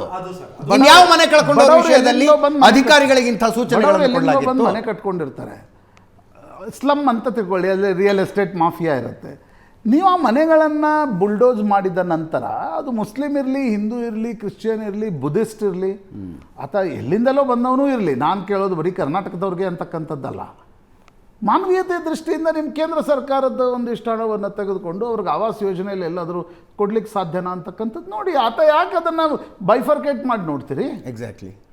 ಇನ್ನು ಮುಂದೆ ಒತ್ತುವರಿ ತೆರವು ಕಾರ್ಯಾಚರಣೆ ಮಾಡ್ಬೇಕಂದ್ರೆ ಯಾವ ಧರ್ಮದವ್ರು ಎಷ್ಟಿಟ್ಟಿದ್ದಾರೆ ನೋಡ್ಕೋಬೇಕು ಒಂದ್ಸಲ. ಎಸ್, ಮುಸಲ್ಮಾನರು ಅಂತೆಲ್ಲ ಮಾಡಿದ್ರು, ಮುಸಲ್ಮಾನರ ಪ್ರೀತಿ ತೋರಿಸಿ, ಇದೆಲ್ಲ ತಪ್ಪು ನೀವು ಹೇಳ್ತಾ ಇರೋದು. ಅವ್ರು ಹೇಳಿದ್ರಿ, ಕೇರಳ ಮುಖ್ಯಮಂತ್ರಿ ಹೇಳಿದ್ದಕ್ಕೆ ಅದೇ ತಪ್ಪು ಅವ್ರು ಹೇಳಿದ್ರು. ಅದಕ್ಕೆ ನಾವು ಅಷ್ಟೊಂದು ಕೋಪವಾಗಿರುತ್ತೆ. ಅದನ್ನ ಇದನ್ನ ನ್ಯಾಷನಲ್ ಇಶ್ಯೂ ಆಗಿ ಮಾಡಿದ್ರಲ್ಲ, ನಾವು we have to attend it and tell them what they are doing, what they said is wrong. We treat every case the same. ಯಾರಾದ್ರೂ ಕಾನೂನು ಬಾಹಿರವಾಗಿ ಎನ್ಕ್ರೋಚ್ ಮಾಡಿದ್ರೆ ಅವ್ರ ಮೇಲೆ ಇದೇ ರೀತಿ ಕ್ರಮ ಕೈಗೊಳ್ತೀವಿ ಅಂತಕ್ಕಂಥದ್ರಲ್ಲಿ ಎರಡು ನಿಲುವಿಲ್ಲವೇ ಇಲ್ಲ. ನಿಂದೇ ಮಿತ್ರ ಪಕ್ಷ ರೀ ಅವರು, ನಾಗರಾಜ್. ಬಿಹಾರದಲ್ಲಿ ಮೊನ್ನೆ ಅವರು ನಿಮ್ಮ ಮಿತ್ರ ಪಕ್ಷವಾಗಿದ್ರು, ಬಂಗಾಳದಲ್ಲಿ ಕಾನೂನು ನೀವು ಎನ್ಫೋರ್ಸ್ ಮಾಡುವಾಗ ಮಿತ್ರ ಪಕ್ಷಗಳು ಇನ್ನೊಂದು ಪಕ್ಷಗಳ ಪ್ರಶ್ನೆ ಬರಲ್ಲ. ತಿಳ್ಕೊಳ್ಳಿ, ಒಂದು ಫೆಡರಲ್ ಸಿಸ್ಟಮ್ ಅಲ್ಲಿ ಹೇಳ್ತೀನಿ, ಅಂಡರ್ ಆರ್ಟಿಕಲ್ 162 ಏನ್ ಹೇಳ್ತದೆ, ನಿಮ್ಮ ರಾಜ್ಯದ ವ್ಯಾಪ್ತಿಯಲ್ಲಿ ನೀವು ನಿಮ್ಮ ಕಾರ್ಯಾಂಗವನ್ನು ನಡೆಸಬೇಕು ಹೊರತು, ನಿಮ್ಮ ಕೆಲಸವನ್ನು ನಡೆಸಬೇಕು ಹೊರತು ಇನ್ನೊಂದು ರಾಜ್ಯದಲ್ಲಿ ಕನ್ನಡಿ ಕನ್ನಡಿಗರ ಮನೆ ತೆರವು ಮಾಡಿದಾಗ ನಾವು ಮಾತಾಡಿರ್ಲಿಲ್ವಾ? ನಾವು ಈ ತರ ಮಾತಾಡ್ಲಿಲ್ಲ, ನಾವೆಲ್ಲರೂ ಮಾತಾಡಿದ್ವಿ. ಮಾತಾಡಲಿ. ಅಲ್ಲಿ ಮುಸ್ಲಿಂ ಇರ್ಲಿಲ್ಲ ಅಷ್ಟೇ, ಕನ್ನಡಿಗರ ಮನೆಯನ್ನ ತೆರವುಗೊಳಿಸಿದಾಗ ನಾವು ಮಾತಾಡಿದ್ವಿ. ನೋಡಿ ಅವಾಗ ಏನಾಯ್ತು ಗೊತ್ತಾ, ಅವಾಗ ಆ ರಾಜ್ಯದ ಮುಖ್ಯಮಂತ್ರಿಗಳು, ನಮ್ಮ ರಾಜ್ಯದ ಮುಖ್ಯಮಂತ್ರಿಗಳು ಮಾತಾಡ್ತಾರೆ, ಆ ಕೆಲಸನ ಏನ್ ಮಾಡಿದ್ರೆ ಬೇಡ ಅಂತ ಹೇಳ್ತಾ ಇರಲಿಲ್ಲ, ಆದ್ರೆ ಪೊಲಿಟಿಕಲ್ ಸ್ಟೇಟ್ಮೆಂಟ್ ಮಾಡಿದ್ವಿ ನಾವು ಆ ರೀತಿ ರಾಜಕಾರಣಕ್ಕೋಸ್ಕರ. ಚುನಾವಣೆಗೋಸ್ಕರ ಅವ್ರು ಇದನ್ನ ಉಪಯೋಗಿಸ್ಕೊಂಡ್ರಲ್ಲ, ಅದಕ್ಕೆ ನನ್ನ ಚುನಾವಣೆ ಇಲ್ಲದೆ ಹೋಗಿದ್ರೆ ನೀವ್ಯಾಕೆ ಮೀಟಿಂಗ್ ಮಾಡ್ತಿದ್ರಿ ಇಲ್ಲಿ? ನೀವ್ಯಾಕೆ ಅಧಿಕಾರಿಗಳನ್ನು ಕಳಿಸ್ತಿದ್ರಿ? ಕೇರಳದಲ್ಲಿ ಎಲೆಕ್ಷನ್ ಇಲ್ಲದೆ ಹೋಗಿದ್ರೆ ನಾವು ಮೀಟಿಂಗ್ ಯಾಕೆ ಸರ್ಕಾರ ಹಿಂಗೆ ಕಾನೂನುಬದ್ಧವಾಗಿ ಮನುಷ್ಯತ್ವದ ಆಧಾರವಾಗಿ ನಾವು ಮೀಟಿಂಗ್ ಮಾಡ್ತೀವಿ. ನನಗಿರೋ ಪ್ರಶ್ನೆ, ಉಪಮುಖ್ಯಮಂತ್ರಿಗಳಲ್ಲಿ ಹೋಗಲಿ ರೀ, ಬಡವರು ಯಾರು ಪಾಪ ಈ ಚಳಿಯಲ್ಲಿ ಎಲ್ಲೋ ಮನೆ ಡೆಮಾಲಿಷ್ ಆಗಿದೆ, ಅದು ಎಲ್ಲಿಂದಲೋ ಬಂದು ಆತ ಮನೆ ಕಟ್ಕೊಳ್ಳಿ. ಉಪಮುಖ್ಯಮಂತ್ರಿಗಳು ಹೋಗಿದ್ದಲ್ಲ, ಮಾನವೀಯತೆಯ ಪಾಠವನ್ನ ಇಷ್ಟು ವರ್ಷಗಳ ರಾಜಕಾರಣ ನಡೆಸಿ ಕೆ.ಸಿ. ವೇಣುಗೋಪಾಲ್ ಹೇಳ್ಬೇಕಾಗಿ ಬಂತಲ್ವಾ? ಅವ್ರು ಏನ್ ಹೇಳಿದ್ದಾರೆ ಈ ಟ್ವೀಟ್ ಅಲ್ಲಿ? ಸೂಕ್ಷ್ಮತೆಯಿಂದ ಮಾಡಬೇಕಾಗಿ, ಮಾನವೀಯತೆಯಿಂದ, ಸೂಕ್ಷ್ಮತೆಯಿಂದ, ಎಚ್ಚರಿಕೆಯಿಂದ ಕ್ರಮ ಕೈಗೊಳ್ಳಬೇಕಿತ್ತು. ಎಐಸಿಸಿಯ ಗಂಭೀರ ಕಳವಳವನ್ನ ಸಿದ್ದರಾಮಯ್ಯ ಮತ್ತು ಡಿ.ಕೆ. ಶಿವಕುಮಾರ್. ಕೆ.ಸಿ. ವೇಣುಗೋಪಾಲ್ ಯಾರು? ಕಾಂಗ್ರೆಸ್ ಪಕ್ಷದ ವರಿಷ್ಠರು. ಒಂದು ನಿಮಿಷ, is A part and parcel of Congress and he advises the Congress government. Nothing wrong with it. The politics out of it. De facto chief minister Congress BJP ನಾಯಕರುಗಳು ಬಂದಿರಲಿ, ಆಡಳಿತ ಮಾಡ್ತಿರೋದು ಕಾಂಗ್ರೆಸ್ ಸರ್ಕಾರ, ಕಾಂಗ್ರೆಸ್ ಸರ್ಕಾರ, ಕಾಂಗ್ರೆಸ್ ಪಾರ್ಟಿ ಅಲ್ಲ, ಕಾಂಗ್ರೆಸ್ ಪಾರ್ಟಿ ಅಲ್ಲ, ಕಾಂಗ್ರೆಸ್ ಸರ್ಕಾರ. ನಿಮ್ಮ ವರಿಷ್ಠರಾಗಿದ್ರೆ ನೀವು ಹೆಗಲ ಮೇಲೆ ಕೊತ್ಕೊಂಡು ಮೆರಿ, ನಮ್ಮ ಮುಖ್ಯಮಂತ್ರಿಗೆ ಅವ್ರ ಬುದ್ಧಿ ಹೇಳಬಾರ್ದು ಅಂತ ಹೇಳ್ತಾರೆ.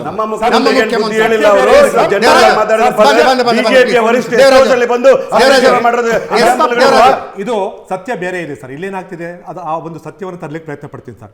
ಇವತ್ತು ನಮ್ಮ ದುರ್ದೈವ, ಎರಡು ಏನು INDA ಒಕ್ಕೂಟದ ಭಾಗವಾಗಿರ್ತಕ್ಕಂತಹ ಎರಡು ಪಕ್ಷಕ್ಕೆ ನನ್ನ ಕರ್ನಾಟಕದ ಸ್ವಾಭಿಮಾನ ಮತ್ತೆ ನನ್ನ ನೆಲ ಇವತ್ತಿನ ದಿವಸ ಬಲಿಯಾಗ್ತಿರ್ತಕ್ಕಂಥದ್ದು ದುರ್ದೈವ. ಇವತ್ತು ಎರಡೂ ಪಕ್ಷ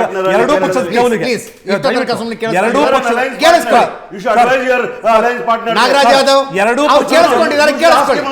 ಅಲಯನ್ಸ್ ಪಾರ್ಟ್ನರ್ ಮುಖ್ಯಮಂತ್ರಿ ಕೇಳಿ ಅಲಯನ್ಸ್ ಪಾರ್ಟ್ನರ್ಗೆ ಸರ್ ಎರಡು ಶಾಸಕರು ಇದ್ದಾರಲ್ಲ ಸರ್, ಅಷ್ಟು ಇಂಟರ್ಫಿಯರೆನ್ಸ್ ಬೇಡ ನಾಗರಾಜ್. ಅವರು ಮಾತಾಡಕ್ಕೆ ಬಂದಿದ್ದಾರೆ, ಅವರು ಒಂದು ಪಕ್ಷವನ್ನು ಪ್ರತಿನಿಧಿಸಿ ಬಂದಿದ್ದಾರೆ. ನೀವೇ ಕೇಳಿ ಅವ್ರನ್ನ, ನಿಮ್ಮ ಅಲಯನ್ಸ್ ಪಾರ್ಟ್ನರ್ ಮುಖ್ಯಮಂತ್ರಿ ಮಾತಾಡ್ಲಿ.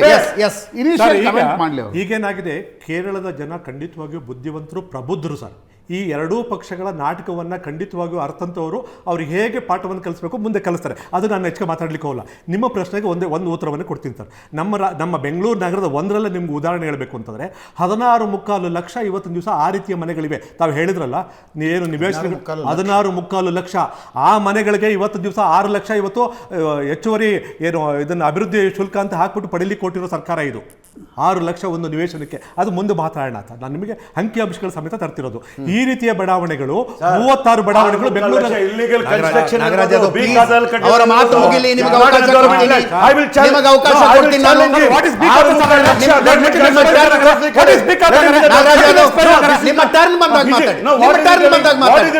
ಗವರ್ಮೆಂಟ್ ಜಾಗದಲ್ಲಿ 6 ಲಕ್ಷ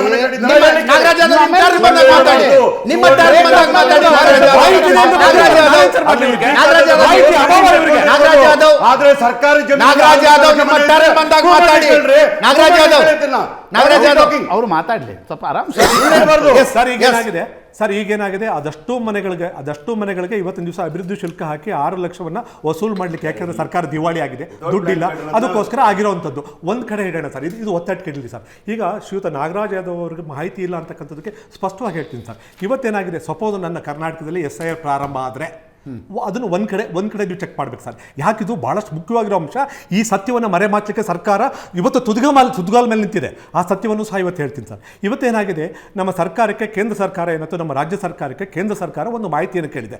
ಏನಂತ ಮಾಹಿತಿಯನ್ನು ಕೇಳಿದೆ, ಕರ್ನಾಟಕ ಸರ್ಕಾರದಲ್ಲಿ ಅಥವಾ ರಾಜ್ಯದಲ್ಲಿ ಎಷ್ಟು ಜನ ವಸತಿ ರಹಿತರಾದಂಥ ಜನ ಇದ್ದಾರೆ ಕೊಡಿ ಮಾಹಿತಿ ಅಂತೇಳಿ. ಇವರೇ ಕೊಟ್ಟಿದ್ದಾರೆ ರಿಪೋರ್ಟ್ ನೋಡಿ ಸರ್. ಟೂ ಮಚ್ ಮಾಹಿತಿ ಅವ್ರಿಗಿಲ್ಲ. He cannot quote my name and tell that Nagaraj. ಏನ್ ಮಾತಾಡ್ತಾರೆ ಮಾಹಿತಿ ಅವ್ರಿಗೆಲ್ಲ ಅವರಿಗೆ. ಸರ್, ನಿನ್ನ ಸೆಂಟೆನ್ಸ್ ಪೂರ್ತಿ ಮಾಡ್ಲಿ ಇರ್ರಿ ಒನ್ ಥಿಂಗ್, 6.25 ಲಕ್ಷ ಗವರ್ಮೆಂಟ್ ಜಮಾ ಕಟ್ಟಿದ್ದಾರೆ. ಅವರು ಪ್ಲಾನ್ ಇಲ್ದಿರ ಕಟ್ಟಿರ್ಬೋದು, ಇಲ್ಲಿಗಲ್ ಮನೆ ಇರ್ಬೋದು, ಆದ್ರೆ ಸರ್ಕಾರಿ ಜಮೀನಲ್ಲಿ ಕಟ್ಟಿಲ್ಲ. ಡೆಫಿನಿಷನ್ ಗೊತ್ತಿಲ್ಲ ಇವರಿಗೆ. ನಾನು ಹೇಳ್ತಾ ಇದ್ದೀನಿ ಕೇಳಿ, ಸರ್ಕಾರಿ ಜಮೀನಲ್ಲಿ ಕಟ್ಟಿದ್ದಾರೆ. ಮಾತಾಡಿದ ತಕ್ಷಣ ನೀವು ಮಾತಾಡಿ ಅದ್ರ ಬಗ್ಗೆ. ಸರ್, ಇಲ್ಲೇನಾಗಿದೆ ಹೇಳಿ, ಅವ್ರಿಗೆ ಮಾಹಿತಿ ಇಲ್ಲ. ಸುಮಾರು 37.48 ಲ್ಯಾಕ್ಸ್ ಮನೆಗಳು ಇವತ್ತು ದಿವಸ ವಸತಿ ರಹಿತದಾರರು ಇವತ್ತು ಕರ್ನಾಟಕದಲ್ಲಿದ್ದಾರೆ ಅಂತ. 37.48 ಲ್ಯಾಕ್ಸ್ ಪೀಪಲ್ ವಸತಿ ರಹಿತ ಜನ ಇದ್ದಾರೆ ಅಂತ ಇವರೇ ಮಾಹಿತಿಯನ್ನು ಕೇಂದ್ರ ಸರ್ಕಾರಕ್ಕೆ ಕೊಟ್ಟವ್ರೆ. ಅದರಲ್ಲಿ 17,31,000 ಜನಕ್ಕೆ ನಿವೇಶನಗಳಿಲ್ಲ. ಅದರಲ್ಲಿ 20.17 ಜನಗಳಿಗೆ ಮನೆಯೇ ಕಟ್ಟಲಿಕ್ಕಾಗಿಲ್ಲ, ನಿವೇಶನ ಇದೆ ಕಟ್ಟಲಿಕ್ಕಾಗಿಲ್ಲ. ಈ ರೀತಿ ವಿಂಗಡಣೆ ಮಾಡಿಕೊಂಡು ಯಾರ್ದು ನಿವೇಶನ ಇದೆಯೋ ಅವ್ರ ಮನೆ ಕಟ್ಟಲಿಕ್ಕೆ ಯಾವ ಯೋಜನೆ ತರಬೇಕು, ನಿವೇಶನವೂ ಸಹ ಇಲ್ಲ ಮನೆಯೂ ಇಲ್ಲ ಅನ್ನೋರಿಗೆ ಏನು ಕೊಡಬೇಕು ಅಂತಕ್ಕಂಥದ್ದನ್ನು ಯೋಜನೆ ರೂಪಿಸಲಿಕ್ಕೆ ಕೇಂದ್ರ ಸರ್ಕಾರ ಅದ್ಭುತವಾದ ಮಾಹಿತಿಯನ್ನು ಕೇಳಿದೆ ಸರ್. ಈ ಮಾಹಿತಿ ಇವ್ರ ಹತ್ರ ಇದ್ದ ಮೇಲೆ ಈಗ 188 ಮನೆಗಳು ಹೇಳ್ತೀಯಾರಲ್ಲ, ಈ ಮಾಹಿತಿ ಒಳಗಡೆ ಸೇರಿದೆಯಾ? ಸೇರ್ಲಿಕ್ಕೆ ಸಾಧ್ಯನೇ ಇಲ್ಲ. ಯಾಕೆ ಅಂದರೆ ಸತ್ಯ ಅಲ್ಲೇ ಇರುವಂಥದ್ದು. ಇವತ್ತು ಅಲ್ಲಿರ್ತಕ್ಕಂಥ ಜಾಗ SBM ಸೇರಿರೋ, BBMPಗೆ ಸೇರಿ, ಅಂದರೆ GBA ಇವತ್ತಿನ GBAಗೆ ಸೇರಿದೆ. ಅದನ್ನು ಯಾವ ಪರ್ಪಸ್ ಮಾಡಿದರೆ? SBMಗೋಸ್ಕರ, ಸಾಲಿಡ್ ವೇಸ್ಟ್ ಮ್ಯಾನೇಜ್ಮೆಂಟ್ಗೋಸ್ಕರ ರಿಸರ್ವ್ ಮಾಡಿರೋ ಜಾಗ ಅದು. ಸೊ ಅಲ್ಲಿಗೆ 100 ರೂಪಾಯಿ ನಮ್ಮ BBMP ಪ್ರಾಪರ್ಟಿ ಆಯ್ತು. ಅಲ್ಲಿಗೆ ಅಲ್ಲಿ ರಾತ್ರೋರಾತ್ರಿ ಯಾರು ಶೆಡ್ ಸರ್ ಇವತ್ತಿನ ದಿವಸ ಕೆಡುತ್ತಾ ಇರ್ಬೇಕಾದ್ರೆ ನೀವು ನೋಡಿದ್ರಿ, ಅದಷ್ಟು ಸಹ ಹಸಿ ಗೋಡೆಗಳು. ರಾತ್ರೋರಾತ್ರಿ ಮನೆಗಳನ್ನು ಕಟ್ಸೋಂಥವ್ರು ಯಾರೋ ಒಬ್ಬ ದುಡ್ಡು ತೊಗೊಂಡು ಕಟ್ಸಿದಾರೆ, ನನ್ನ ಗಮನಕ್ಕಿದೆ ಅಂತ ಮಾನ್ಯ ಉಪಮುಖ್ಯಮಂತ್ರಿಗಳು ಹೇಳ್ತಾರಲ್ಲ, ಇಲ್ಲಿವರೆಗೂ ಯಾಕೆ ಅರೆಸ್ಟ್ ಮಾಡಲಿಲ್ಲ ಆ ವ್ಯಕ್ತಿನ? ಸರ್, ಒಂದಾಯಿತು. ಅಲ್ಲಿರ್ತಕ್ಕಂಥ ಜನ ಸರ್, ನಮ್ಮ ಕರ್ನಾಟಕ ರಾಜ್ಯದಲ್ಲಿ ಒಂದು ವ್ಯವಸ್ಥೆ ಇದೆ ಸರ್. ಏನು ವ್ಯವಸ್ಥೆ ಅಂತಂದರೆ ಅದು ಕೇಂದ್ರ ಸರ್ಕಾರದಿಂದ ನಿರ್ದೇಶನವನ್ನು ಪಟ್ಟಂಥ ಒಂದು ವ್ಯವಸ್ಥೆ. ಯಾರ್ಯಾರು ಬೇರೆ ದೇಶದಿಂದ ಬಂದು ಅಕ್ರಮವಾಗಿ ಇಲ್ಲಿ ಸೇರ್ಕೊಂಡಿರ್ತಾರೋ ಅವರ ಚಲನವಲನಗಳನ್ನು ಪ್ರತಿ ತಿಂಗಳು ಮಾನಿಟರ್ ಮಾಡಬೇಕು ಅಲ್ಲಿರ್ತಕ್ಕಂಥ ಜಿಲ್ಲಾ SP ಅವರು, ಸೂಪರಿಂಟೆಂಡೆಂಟ್ ಆಫ್ ಪೊಲೀಸ್ ಅವರು. ಅವ್ರ ಹತ್ರ ಮಾಹಿತಿ ಇದೆ. ಈ 188 ಜನಕ್ಕೆ ಸಂಬಂಧಪಟ್ಟ ಹಾಗೆ ಈ 188 ಜನದಲ್ಲಿ ಕೇವಲ 10% ಬಿಟ್ಬಿಟ್ರೆ ಅವ್ರನ್ನ ಯಾವ ರೀತಿ ಇನ್ಫಿಲ್ಟರ್ ಮಾಡಬೇಕು, ಒಳಗಡೆ ಸೇರಿಸಬೇಕು, ಸೇರಿಸ್ಬಿಟ್ಟು ಒಂದು ಬೇರೆ ಚಿತ್ರಣವನ್ನು ಕೊಡ್ಲಿಕ್ಕೆ ಕೊಟ್ಟಂಥವ್ರು ಯಾರು? ಜಿಲ್ಲಾಡಳಿತ ರಿಪೋರ್ಟ್ ಕೊಟ್ಟಿದ್ರು ಸಹ ಪಕ್ಕಕ್ಕಿಟ್ಟವ್ರು ಯಾರು? ತಹಶೀಲ್ದಾರ್ ರಿಪೋರ್ಟ್ ಕೊಟ್ಟರು ಪಕ್ಕಕ್ಕಿಟ್ಟಿರೋರು ಯಾರಾಗರೆ? 2018ರಲ್ಲಿ ಸ್ಥಳೀಯ ಗ್ರಾಮಸ್ಥರ ಲೆಟರ್ ಬರೆದಿದ್ದಾರೆ, ಲೆಟರ್ ಬರೆದಿದ್ದಾರೆ ಸರ್. ಈ 5 ಎಕರೆಯಲ್ಲಿ ಅಕ್ರಮವಾಗಿ ಮನೆಗಳು ನಿರ್ಮಾಣ ಆಗ್ತಿದ್ದಾವೆ. DC ಬರ್ದಿದ್ದಾರೆ, SP ಬರ್ದಿದ್ದಾರೆ, ತಹಶೀಲ್ದಾರ್ ಬರ್ದಿದ್ದಾರೆ. ಈ ಎಲ್ಲಾ ರಿಪೋರ್ಟ್ಗಳು ಇದ್ರೂ ಸಹ ಅವ್ರನ್ನ ಸಾಕ್ತಿರೋರು ಯಾರು, ಸಲೂತಿರೋರು ಯಾರಾಗಾರ ಅಲ್ಲಿಗೆ? ಸರ್, ಇದಿಷ್ಟು ಸಹ 100ಕ್ಕೆ 100 ಅಕ್ರಮ ಬಾಂಗ್ಲಾದೇಶದ ವಲಸಿಗರು, ಕರ್ನಾಟಕದ ಮಹಮ್ಮದೀಯರಲ್ಲ ಇವರು. ನಮ್ಮ ರಾಜ್ಯದವರಾಗಿದ್ದರೆ ಖಂಡಿತ ನಾವು ಅವ್ರನ್ನ ಯಾವುದಪ್ಪ ಇವ್ರಿಗೊಂದು ಪರಿಹಾರ ಕೊಡಿ ಅಂತ ಕೇಳ್ಬೋದು. ಸರ್, ಇವತ್ತು 37 ಲಕ್ಷ ಜನಕ್ಕೆ ಇವರು ವಸತಿ ಕೊಡಬೇಕಲ್ವಾ? ಅದಕ್ಕೊಂದು ಸೀನಿಯಾರಿಟಿ ಲಿಸ್ಟ್, ಪಾರದರ್ಶಕವಾಗಿರ್ತಕ್ಕಂಥ ಒಂದು ವ್ಯವಸ್ಥೆ ರೂಪಿಸಬೇಕಲ್ವಾ? ಇವರು ಸೀನಿಯಾರಿಟಿ ಲಿಸ್ಟಲ್ಲಿ ಎಲ್ಲಿದ್ದಾರೆ ಸರ್? ಇವರು ಲಿಸ್ಟಲ್ಲೇ ಇಲ್ಲ ಅಂದಮೇಲೆ ಸೀನಿಯಾರಿಟಿ ಲಿಸ್ಟಲ್ಲಿಂದ ಬರುತ್ತೆ? ಸತ್ಯಗಳನ್ನ ಮರೆಮಾಚಿ ಕರ್ನಾಟಕದ ಜನತೆಯನ್ನು, ಕೇರಳದ ಜನತೆಯನ್ನು ಇವತ್ತೊಂದು ದಿವಸ ಮೂರ್ಖರನ್ನಾಗಿ ಮಾಡ್ತಿದ್ದಾರೆ ಈ ಸರ್ಕಾರ. ಇದು ತಪ್ಪಲ್ವಾ ಇದು? ಸರ್, ಮಾಹಿತಿಗಳನ್ನು ಇವತ್ತಿನ ದಿವಸ ಕೊಡದೇನೆ ಕೇರಳ ಜನತೆಯನ್ನು ಮೂರ್ಖರನ್ನಾಗಿ ಮಾಡ್ತಿದ್ದಾರೆ, ಕರ್ನಾಟಕದ ಜನತೆಯನ್ನು ಮೂರ್ಖರನ್ನಾಗಿ ಮಾಡ್ತಿದ್ದಾರೆ, ಸರ್ಕಾರದ ಆಸ್ತಿಯನ್ನು ಸಹ ಲಪಟಾಯಿಸುವ ಒಂದು ವ್ಯವಸ್ಥಿತವಾದ ಸಂಚು ಮಾಡ್ತಿದ್ದಾರೆ. ಮುಂದಿನ ಎಲೆಕ್ಷನ್ಗೆ ವೋಟ್ ಬ್ಯಾಂಕ್ ಮಾಡ್ಕೊಳ್ಳಿಕ್ಕೋಸ್ಕರ ಒಟ್ಟಿರುವಂಥ ಕುತಂತ್ರ ಇದು. ಈ ಕುತಂತ್ರಕ್ಕೆ ರಾಜ್ಯ ಬಲಿ ಆಗ್ಬೇಕಾ ಸರ್? ಇವತ್ತು ಕರ್ನಾಟಕ ಸರ್ಕಾರ ಸತ್ತಿದೆಯೋ ಬತ್ತಿದೆಯೋ ಅಂತ ಗೊತ್ತಿದ್ದಿಲ್ಲ. ಆದರೆ ಒಬ್ಬ ಸನ್ಮಾನ್ಯ ಮುಖ್ಯಮಂತ್ರಿಗಳು, ಕೇರಳದ ಮುಖ್ಯಮಂತ್ರಿಗಳು ಒಂದೇ ಒಂದು ಟ್ವೀಟ್ ಮಾಡಿದ ತಕ್ಷಣ ಎಲ್ಲ ಕ್ಯಾಬಿನೆಟ್ ಓಡೋಗ್ಬಿಡ್ತಲ್ಲ ಸರ್ ಅಲ್ಲಿಗೆ. ಎಂಟೈರ್ ಕ್ಯಾಬಿನೆಟ್ ಅಲ್ಲಿವರೆಗೂ ನಾವು ಸತ್ತಿದ್ದ ಕರ್ನಾಟಕದಲ್ಲಿ ಪ್ರವಾಹ ಬಂದು ಸತ್ರು, ಇನ್ನೊಂದಾಗಿ ಸತ್ರು. ಸರ್, ಏನು ಬೇಡಿ ಸರ್, ಬೆಂಗಳೂರು ನಗರದಲ್ಲಿ ಮತ್ತೆ ಮಾನ್ಯ ಮುಖ್ಯಮಂತ್ರಿಗಳ ತವರು ಜಿಲ್ಲೆಯಲ್ಲಿ ಡ್ರಗ್ಸ್ ಫ್ಯಾಕ್ಟ್ರಿಗಳಿದೆ, ಕರ್ನಾಟಕದವ್ರು ಗೊತ್ತಿಲ್ಲ, ಬೇರೆಯವ್ರು ಬಂದು ಹೇಳ್ತಾವ್ರೆ. ಅಷ್ಟು ಮಟ್ಟಿಗಿದೆ ಸರ್ಕಾರ ಇಲ್ಲಿ ರಾಜ್ಯದಲ್ಲಿ. ನಾಚಿಕೆ ಆಗಲ್ವಾ ನಮಗೆ? ಬೇರೆ ರಾಜ್ಯದವ್ರು ಬಂದು ನಿಮಗೆ ಬೆಟ್ ಮಾಡಿ ತೋರಿಸ್ತಾವ್ರೆ, ನಾಚಿಕೆ ಆಗಲ್ವಾ? ಇವತ್ತು ಸಹ ಬೇರೆ ರಾಜ್ಯದವ್ರು ಅಶೋಕ್ ಗೌಡ್ರನ್ನ ಮಾತಾಡ್ತೀನಿ. ಎಸ್ ಅಶೋಕ್ ಗೌಡ್ರೆ, ಈಗ ಅಜಿತ್, ಇಲ್ಲಿ ಒಂದು ಮುಖ್ಯವಾದಂಥ ವಿಚಾರ ಇದೆ. ಪಾಪ ಆಗಲೇ ನಾತು ಅವರು ಹೇಳಿದ್ರು, ಆಮೇಲೆ ದೇವರಾಜಣ್ಣನು ಹೇಳಿದ್ರು, ವೈನಾಡ್ ವಿಚಾರ ಬಂದಾಗ ಯಾವ ರೀತಿ ಸಾಫ್ಟ್ ಕಾರ್ನರ್ ತೋರಿಸ್ತಾರೆ. ಹೈಕಮಾಂಡ್ ಹೇಳಿದ ಕೂಡಲೇ ಇವರು ಮಾಡ್ತಾರೆ. ರಣದೀಪ್ ಸಿಂಗ್ ಸುರ್ಜೇವಾಲಾ ಆಫೀಸರ್ಸ್ ಮೀಟಿಂಗ್ ಮಾಡ್ತಾರೆ. ರಣದೀಪ್ ಸಿಂಗ್ ಸುರ್ಜೇವಾಲಾ ಒಂದು ಕಾಸ್ಟ್ ಸರ್ವೆ ಬೇಡ ಅಂತ ಹೇಳಿದ್ರೆ ನಿಲ್ಲಿಸ್ಬಿಡ್ತಾರೆ. ಹಾಗೇನೇ ಇದು ಮಿನಿಸ್ಟ್ರಿ ರಿವ್ಯೂಸ್ನೂ ಸಹ, MLAಗಳ ರಿವ್ಯೂನೂ ಸಹ ರಣದೀಪ್ ಸಿಂಗ್ ಸುರ್ಜೇವಾಲಾ ಮಾಡ್ತಾರೆ. ಅದೇ ರೀತಿಯೇ ಇವತ್ತು KC ವೇಣುಗೋಪಾಲ್ ಹೇಳಿದ ಕೂಡಲೇ ಎಲ್ಲ ಎಂಟೈರ್ ಕ್ಯಾಬಿನೆಟ್ ಹೋಗ್ಬಿಟ್ಟು ಅಲ್ಲಿ ಕೋಗಿಲು ಹತ್ರ ಕೂತ್ಕೊಂಡ್ರು. ನಮಗೇನು ಪ್ರಾಬ್ಲಮ್ ಇಲ್ಲ, ನೀವು ಹೋಗಿ ನೀವೇನೋ ಅಲ್ಲಿ ಪರಿಹಾರ ಕೊಡ್ತೀರಾ ಕೊಡಿ. ಆದರೆ ಪಾಪ ಏನು DK ಶಿವಕುಮಾರ್ ಹೇಳಿದ್ರಲ್ಲ, ಅಲ್ಲಿ ಏನು ಸಮಸ್ಯೆ ಇದೆ ಅದಕ್ಕೆ ಯಾರಿದ್ದಾರೆ ಅವ್ರ ಕೈವಾಡ ಅಂತಂದ್ಬಿಟ್ಟು ಆ ಕೈವಾಡದ ಬಗ್ಗೆ ಒಂದು ಇನ್ವೆಸ್ಟಿಗೇಷನ್ ಮಾಡಿಸಿ DK ಸಾಹೇಬ್ರೆ, ಹಾಗೇನೆ ಪರಮೇಶ್ವರ್ ಸಾಹೇಬ್ರೆ ಇನ್ವೆಸ್ಟಿಗೇಷನ್ ಮಾಡಿಸಿ. ನಿಮ್ಮ ಇವತ್ತು 3 ದಿವಸ ಆಗಿದೆ ಅಲ್ಲಿ ಈ ಘಟನೆ ನಡೆದು, ಅಂದರೆ ಯಾವುದೋ ರೀತಿ ತೆರವುಗೊಳಿಸಿ. ಲೋಕಲ್ MLA ಕೃಷ್ಣ ಬೈರೇಗೌಡರು ಎಲ್ಲಿದ್ದಾರೆ ಅಂತ ಗೊತ್ತಾಗ್ತಾ ಇಲ್ವಲ್ಲ ನಮಗೆ, ಎಲ್ಲಿ ಕಾಣೆ ಆಗಿಬಿಟ್ಟಿದ್ದಾರೆ ಗೊತ್ತಾಗ್ತಾ ಇಲ್ವಲ್ಲ.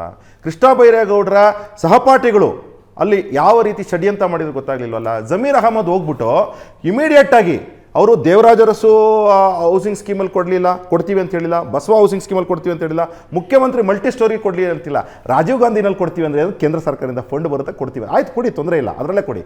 ಆದರೆ ಕೊಡೋದಾದರೆ ನೀವು ಏಕಾಏಕಿ ಆಗಲೇ ದೇವರಾಜಣ್ಣ ಹೇಳಿದ್ರು ಕಮಿಟ್ ಮಾಡೋಕ್ಕಾಗ್ತದ? ಹಂಗೆ ಆಯ್ತು, ಕಮಿಟ್ ಮಾಡೋದಾದರೆ ಯಾವ ಕಾಂಗ್ರೆಸ್ನ ಕಾರ್ಯಕರ್ತ ಹಿಂದೆ ಕಮಿಟ್ ಆಗಿದ್ದ ಇವ್ರನ್ನ ಅಲ್ಲಿ ನಿರಾಶ್ರಿತರನ್ನ ಅಲ್ಲಿ ಆಶ್ರಿತ ಕೊಡ್ಸಕ್ಕೆ, ಯಾಕೆಂದ್ರೆ ಏನದು ಆಶ್ರಯ ಕೊಡ್ಸಕ್ಕೆ ನೀವು ಹೇಳಿದ್ರೆ 2018ರಲ್ಲಿ 2018ರಿಂದ 2023 ಮಧ್ಯದಲ್ಲಿ 20 ಮನೆಗಳಿತ್ತಲ್ಲಿ, ಈಗ ಏಕಾಏಕಿ 209 ಮನೆಗಳಾಗಿದೆ.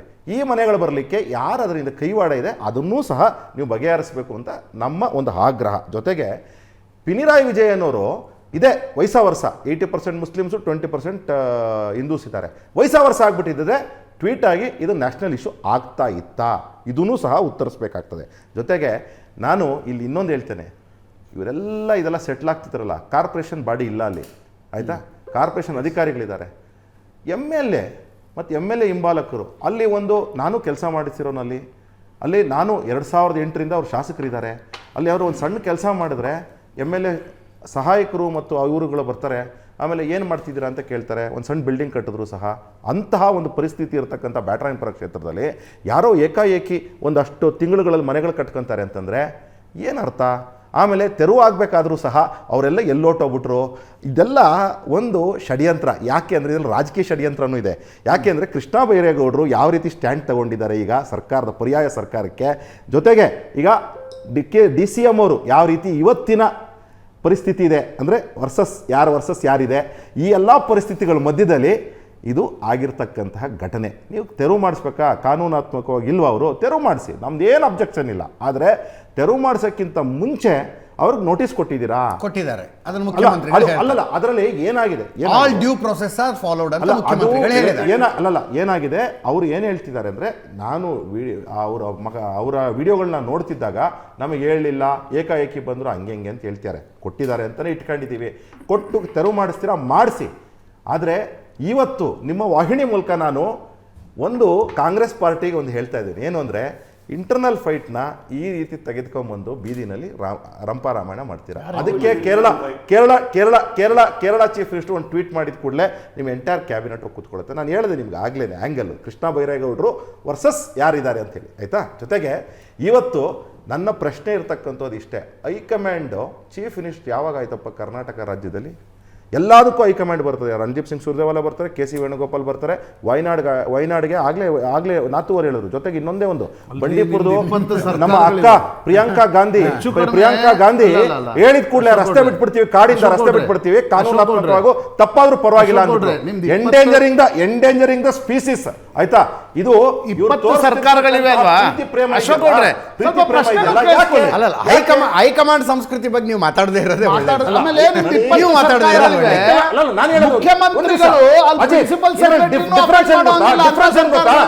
ಹೈಕಮಾಂಡ್ ಸಂಸ್ಕೃತಿ ಅಂದ್ರೆ ಏನಂದ್ರೆ, ಲಕೋಟೆನಲ್ಲಿ ಎಲ್ಲೂ ಸಹ ಮುಖ್ಯಮಂತ್ರಿ ಹೆಸರು ಬರಲಿಲ್ಲ ಹೈಕಮಾಂಡ್. ಆಮೇಲೆ ರಣದೀಪ್ ಸಿಂಗ್ ಸುರ್ಜೇವಾಲಾ ಬಂದು ಕ್ಯಾಬಿನೆಟ್ ಮುಂದೆ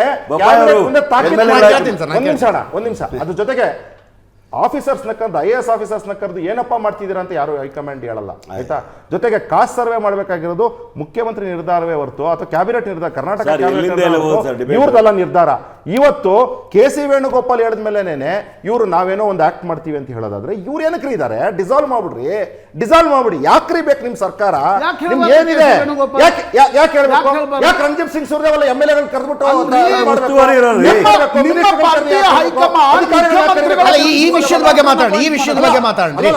ಈ ವಿಷಯದಲ್ಲಿ ಇರ್ತಕ್ಕಂಥದ್ದು ಒಂದು ಆಂಗಲ್ ತುಂಬಾ ಗಮನ ಇಲ್ಲದೆ ಇರೋದೇನು ಅಂದ್ರೆ, ಕೃಷ್ಣ ಬೈರೇಗೌಡ ವರ್ಸಸ್ ಯಾರು ನಡೀತಿದೆ, ಕೃಷ್ಣ ಬೈರೇಗೌಡರು ಸ್ಟ್ಯಾಂಡ್ ಏನು? 3 ದಿವಸ ಇದೆ, ಗೊತ್ತಾಯ್ತಾನೆ. ಈಗ ಹೇಳುತ್ತಲ್ಲ DCM ಅಂತ ಹೇಳಿದ್ದೀನಲ್ಲ, ಓಪನ್ ಆಗಿ ಹೇಳ್ತಿದ್ದೀನಲ್ಲ. ಯಾಕಂದ್ರೆ DCMಗೆ GBA ಬರ್ತದೆ, GBA ನಲ್ಲಿ ಆಗಿರ್ತಕ್ಕಂಥ ತೆರವು, ಕೃಷ್ಣ ಬೈರೇಗೌಡರು ಕಾನ್ಸ್ಟಿಟ್ಯೂನ್ಸಿ, ಕೃಷ್ಣ ಬೈರೇಗೌಡರು ಏನ್ ಮಾಡ್ತಾರೆ 4 ದಿವಸದಿಂದ? ಯಾಕೆ ರಿಯಾಕ್ಟ್ ಮಾಡಲ್ಲ? ಎಲ್ಲದಕ್ಕೂ ಟ್ವೀಟ್ ಈ ಟಿಟ್ಟಾಸುರ ಇದಾರಲ್ಲ ಪ್ರಿಯಾಂಕಾ ಖರ್ಗೆ ಅವ್ರು ಹೋಗ್ಬಿಟ್ಟು ಪಾಪ ಪಿನಿರಾಯಿನ ಮಾತ್ರ ಅಟ್ಯಾಕ್ ಮಾಡಿದ್ರು. ಎಲ್ಲಿದ್ದಾರೆ ಇವರೆಲ್ಲ? ಯಾಕೆ? ಇದರಲ್ಲಿ ಇರ್ತಕ್ಕಂತಹದ್ದು ಆಂಗಲ್. ಯಾಕಂದ್ರೆ ಇದು ಇಂಟರ್ನಲ್ ಫೈಟ್ ನ ಇವತ್ತು ದೇಶವ್ಯಾಪ್ತಿ ಸಮಸ್ಯೆ ಮಾಡಾಕ್ಬಿಟ್ಟು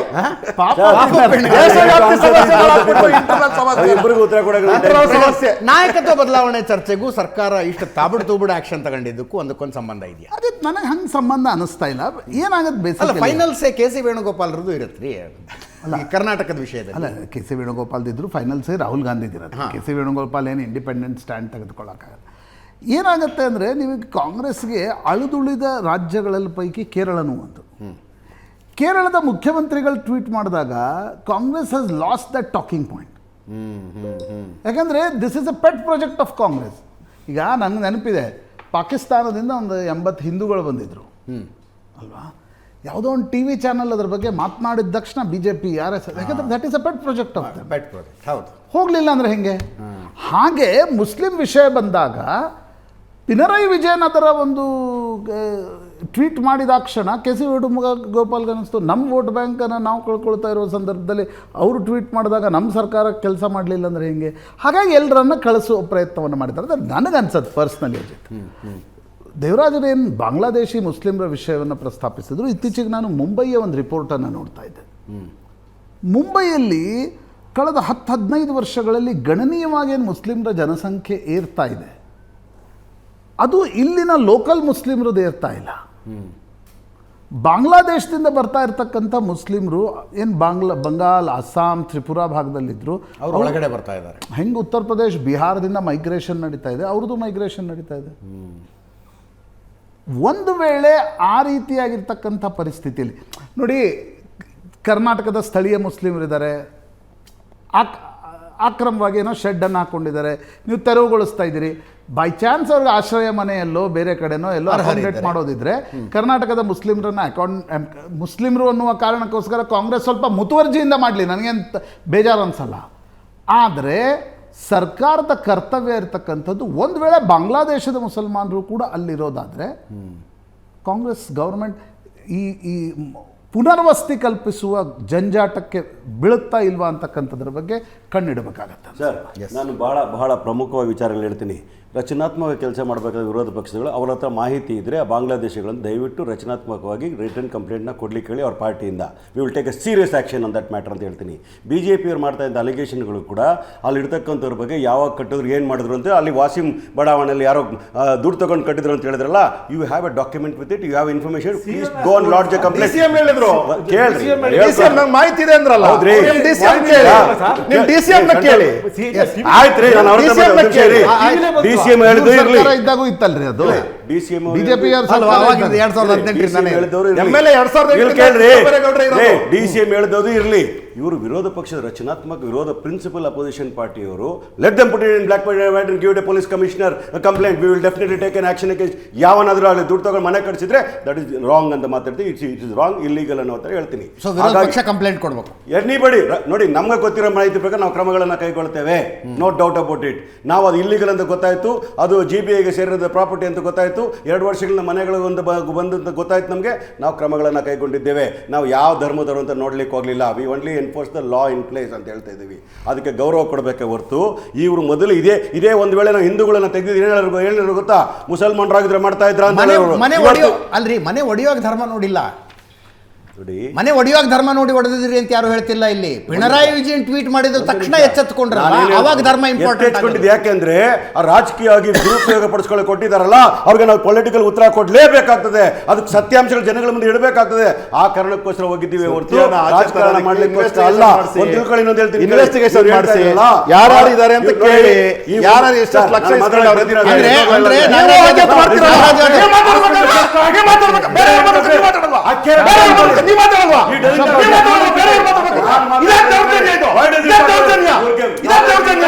ಅಶೋಕ್ ಗೌಡ್ರೆ ಬಿಡಿ, ಅಶೋಕ್ ಗೌಡ್ರೆ ಪ್ಲೀಸ್, ಅಶೋಕ್ ಗೌಡ್ರೆ ಬಿಡಿ ಬಿಡಿ ಬಿಡಿ, ಅಶೋಕ್ ಗೌಡ್ರೆ ಇವರಿಬ್ರು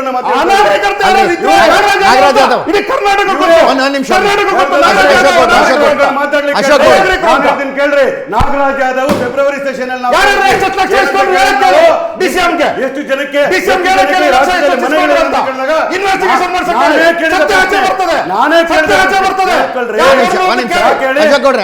ಕೇಳ್ಕೊಳ್ಳಕ್ಕೆ ಧೈರ್ಯ ಇಲ್ಲ.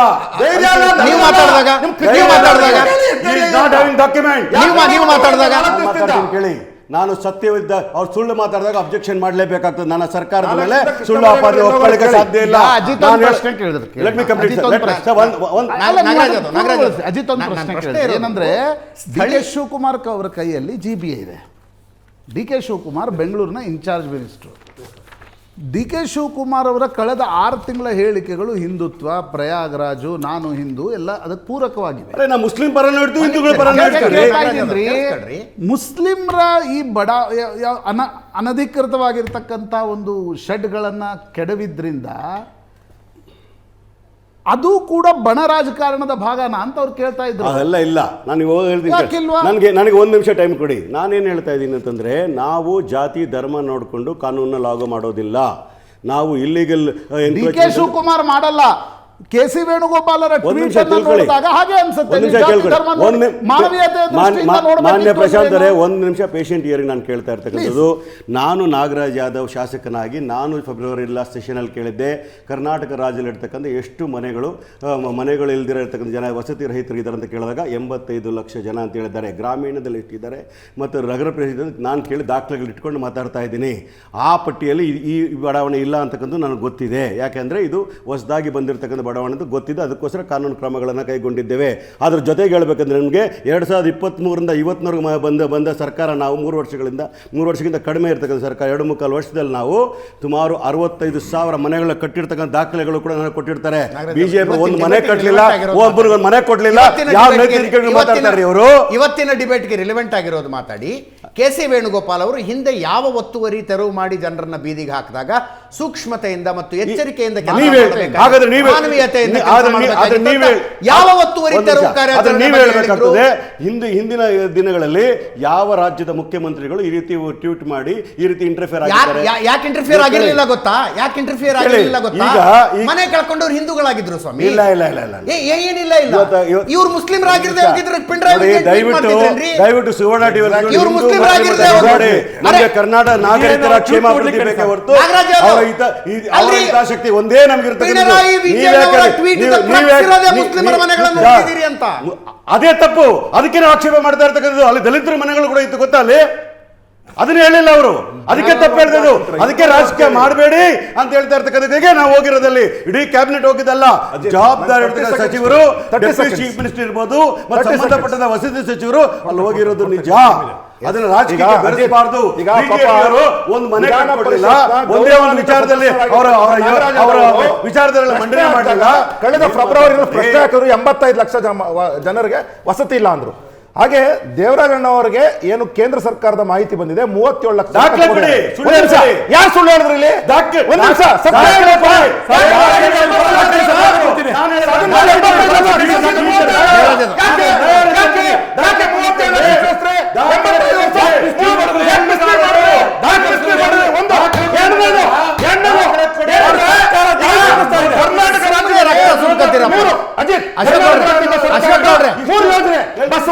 ದೇವರಾಜು ಮತ್ತು ಚೀಫ್ ಮಿನಿಸ್ಟರ್ ಅಂತ 3 ವಸತಿ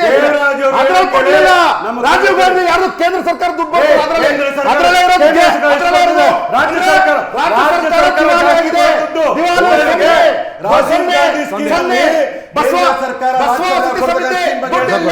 ಸಿಂಪಲ್ ಇದೆ. ಅಶೋಕ್ ಗೌಡ್ರೆ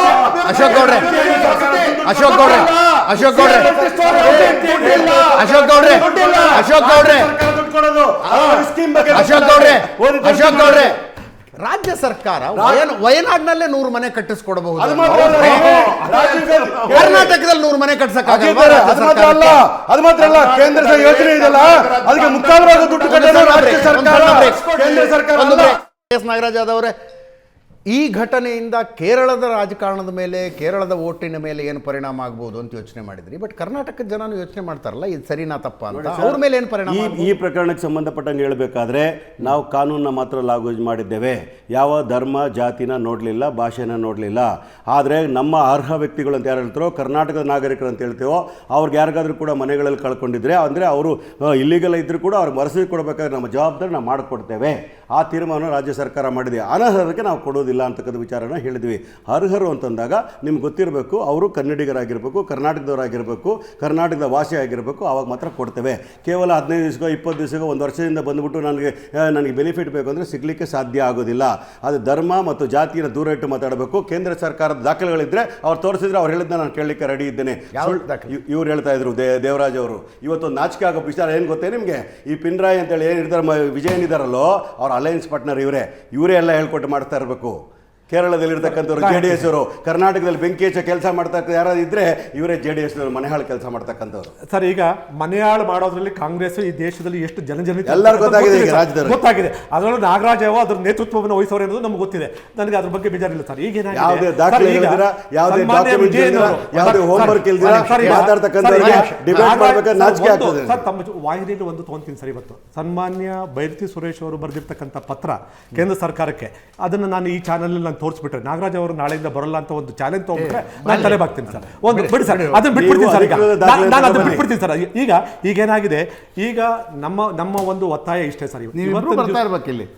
ನಮ್ಮ ಒತ್ತಾಯ ಇಷ್ಟೇ ಸರ್. ನಮ್ಮ ರಾಜ್ಯದ ತೆರಿಗೆ ಹಣ, ನಮ್ಮ ರಾಜ್ಯದ ನೆಲ ಜಲ ತೆರಿಗೆ ನಮ್ಮ ರಾಜ್ಯದ ಜನತೆಗೆ ಮಾತ್ರ ಸಿಗಬೇಕು ಅಂತಕ್ಕಂಥದ್ದು, ಅದರಲ್ಲೂ ವಿಶೇಷವಾಗಿ ಭಾರತೀಯರಿಗೆ ಸಿಗಬೇಕು ಅಂತಕ್ಕಂಥದ್ದು, ಅರ್ಹ ಭಾರತೀಯರಿಗೆ. ಶ್ರೀಯುತ ನಾಗರಾಜ್ ಅವರು ಹೇಳಿದ್ರು, ನಮಗೆ ಇರ್ತಕ್ಕಂಥ ಈಗ ಬಂದಿರತಕ್ಕಂಥ ಮಾಹಿತಿ ಪ್ರಕಾರ ಇವ್ರು ಯಾರು ಲಿಸ್ಟಲ್ಲಿ ಇಲ್ಲ ಅಂತಕ್ಕಂಥ ಮಾತನ್ನು ಒಪ್ಕೊಂಡ್ರು. ಇಲ್ಲ ಅಂದಮೇಲೆ ಅವ್ರಿಗೆ ಕೊಡುವಂಥ ಪ್ರಶ್ನೆ ಎಲ್ಲಿಂದ ಬಂತು? ಮುಖ್ಯಮಂತ್ರಿಗಳು ಅದರಲ್ಲಿ ಯಾರು ಅರ್ಹರಿದ್ದಾರೆ ಅಂತ ಗುರುಸುವಂಥ ಪ್ರಶ್ನೆ ಎಲ್ಲಿಂದ ಬರುತ್ತೆ? ಅಂದ್ರೆ ಜನಗಳನ್ನ ವ್ಯವಸ್ಥಿತವಾಗಿ ದಿಕ್ತಪ್ಪಿಸೋ ಕೆಲಸವನ್ನ ಈ ಸರ್ಕಾರ ಮಾಡ್ತಾ ಇದೆ. ಇಲ್ಲ, ಕರ್ನಾಟಕದ ಜನಕ್ಕೆ ಮೋಸ ಮಾಡ್ತಕ್ಕಂಥ ಕೆಲಸವನ್ನ, ದಿಕ್ತಪ್ಪಿಸಂತ ಕೆಲಸವನ್ನ ಈ ಸರ್ಕಾರ ಮಾಡ್ತಿದೆ ಅಂತಕ್ಕಂಥದ್ದನ್ನ ನಾಗರಾಜ್ ಅವರು ಕೊಟ್ಟಿರ್ತಕ್ಕಂಥ ಮಾಹಿತಿನೇ ಹೇಳ್ತಾ ಇದೆ. 2018-19 ನೀವಿದ್ರಿ, 19ರಿಂದ 23 ಅವರು ಇದ್ರು. ಮನೆ ಕಟ್ಟಲಿಲ್ಲ ಅವರು. ಮನೆ ಕಟ್ಟೋದು ಒಳ್ಳೆ ಪ್ರಶ್ನೆ. ಫಕೀರ್ನಗರ ಅದ್ರ ಬಗ್ಗೆ ಏನ್ ಮಾಡಿದ್ರು? 2018ರಲ್ಲಿ ಅವರೇ ಕಟ್ಟಿಸಿದ್ರು. ಅಟ್ಲೀಸ್ಟ್ ಅವರು ಅದನ್ನ ಡೆಮಾಲಿಷ್ ಮಾಡಿದ್ದಾರೆ. ಈಗ ಕೊಟ್ಟಿರ್ತಕ್ಕಂಥ ಮಾಹಿತಿ ಪ್ರಕಾರ 2018ರಲ್ಲಿ ಟೆಂಟ್ಗಳು ಕೇವಲ 18 ಇದ್ವಂತೆ. 22, 22, 23, 24ರಲ್ಲಿ ಆಗಿರ್ತಕ್ಕಂಥ ಬದಲಾವಣೆ ಇದು. ಏನಂದ್ರೆ ಬಿಜೆಪಿ ಗೌರ್ಮೆಂಟ್ ಇತ್ತು, ಕುಮಾರಸ್ವಾಮಿ ಅವರಿದ್ದಾಗ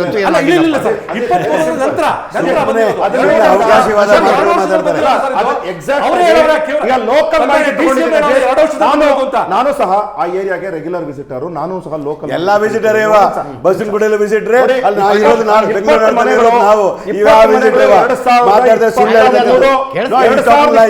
ಜಾನ್ವರಿವರೆಗೂ 20 ಮನೆಗಳಿತ್ತಲ್ಲಿ. ಈಗ 223 ಆದ್ಮೇಲೆ ಯಾವ ರೀತಿ ಮನೆಗಳು ಸುಳ್ಳು ಕೆಲಸ ಮಾಡಿ ತಾವು ಹೋಗ್ಬಿಟ್ಟಲ್ಲಿ ಸ್ಯಾಟಲೈಟ್ ಇಮೇಜ್ ತಗೊಳ್ಳೋಣ. 2022 ಡಿಸೆಂಬರ್ ಇವತ್ತು ತಗೊಳ್ಳೋಣ. 2018ರಲ್ಲಿ ಕೋಗಿಲು ಗ್ರಾಮ ಒಂದ್ ನಿಮಿಷ, 19 ಸರ್ಕಾರ ಇತ್ತಲ್ಲ ಅವ್ರದ್ದು.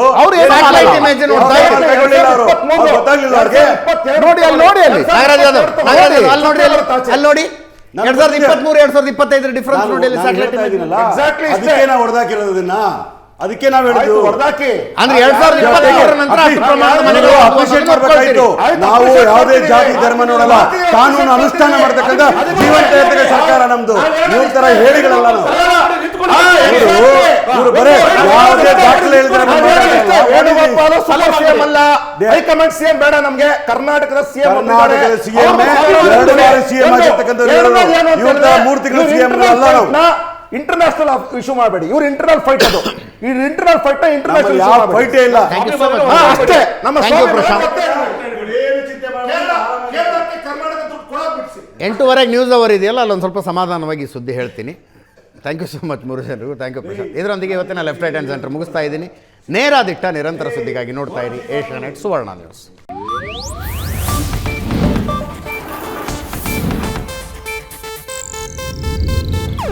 ಇದು ಏಷ್ಯಾನೆಟ್ ನ್ಯೂಸ್ ನೆಟ್ವರ್ಕ್ ಪ್ರಸ್ತುತಿ.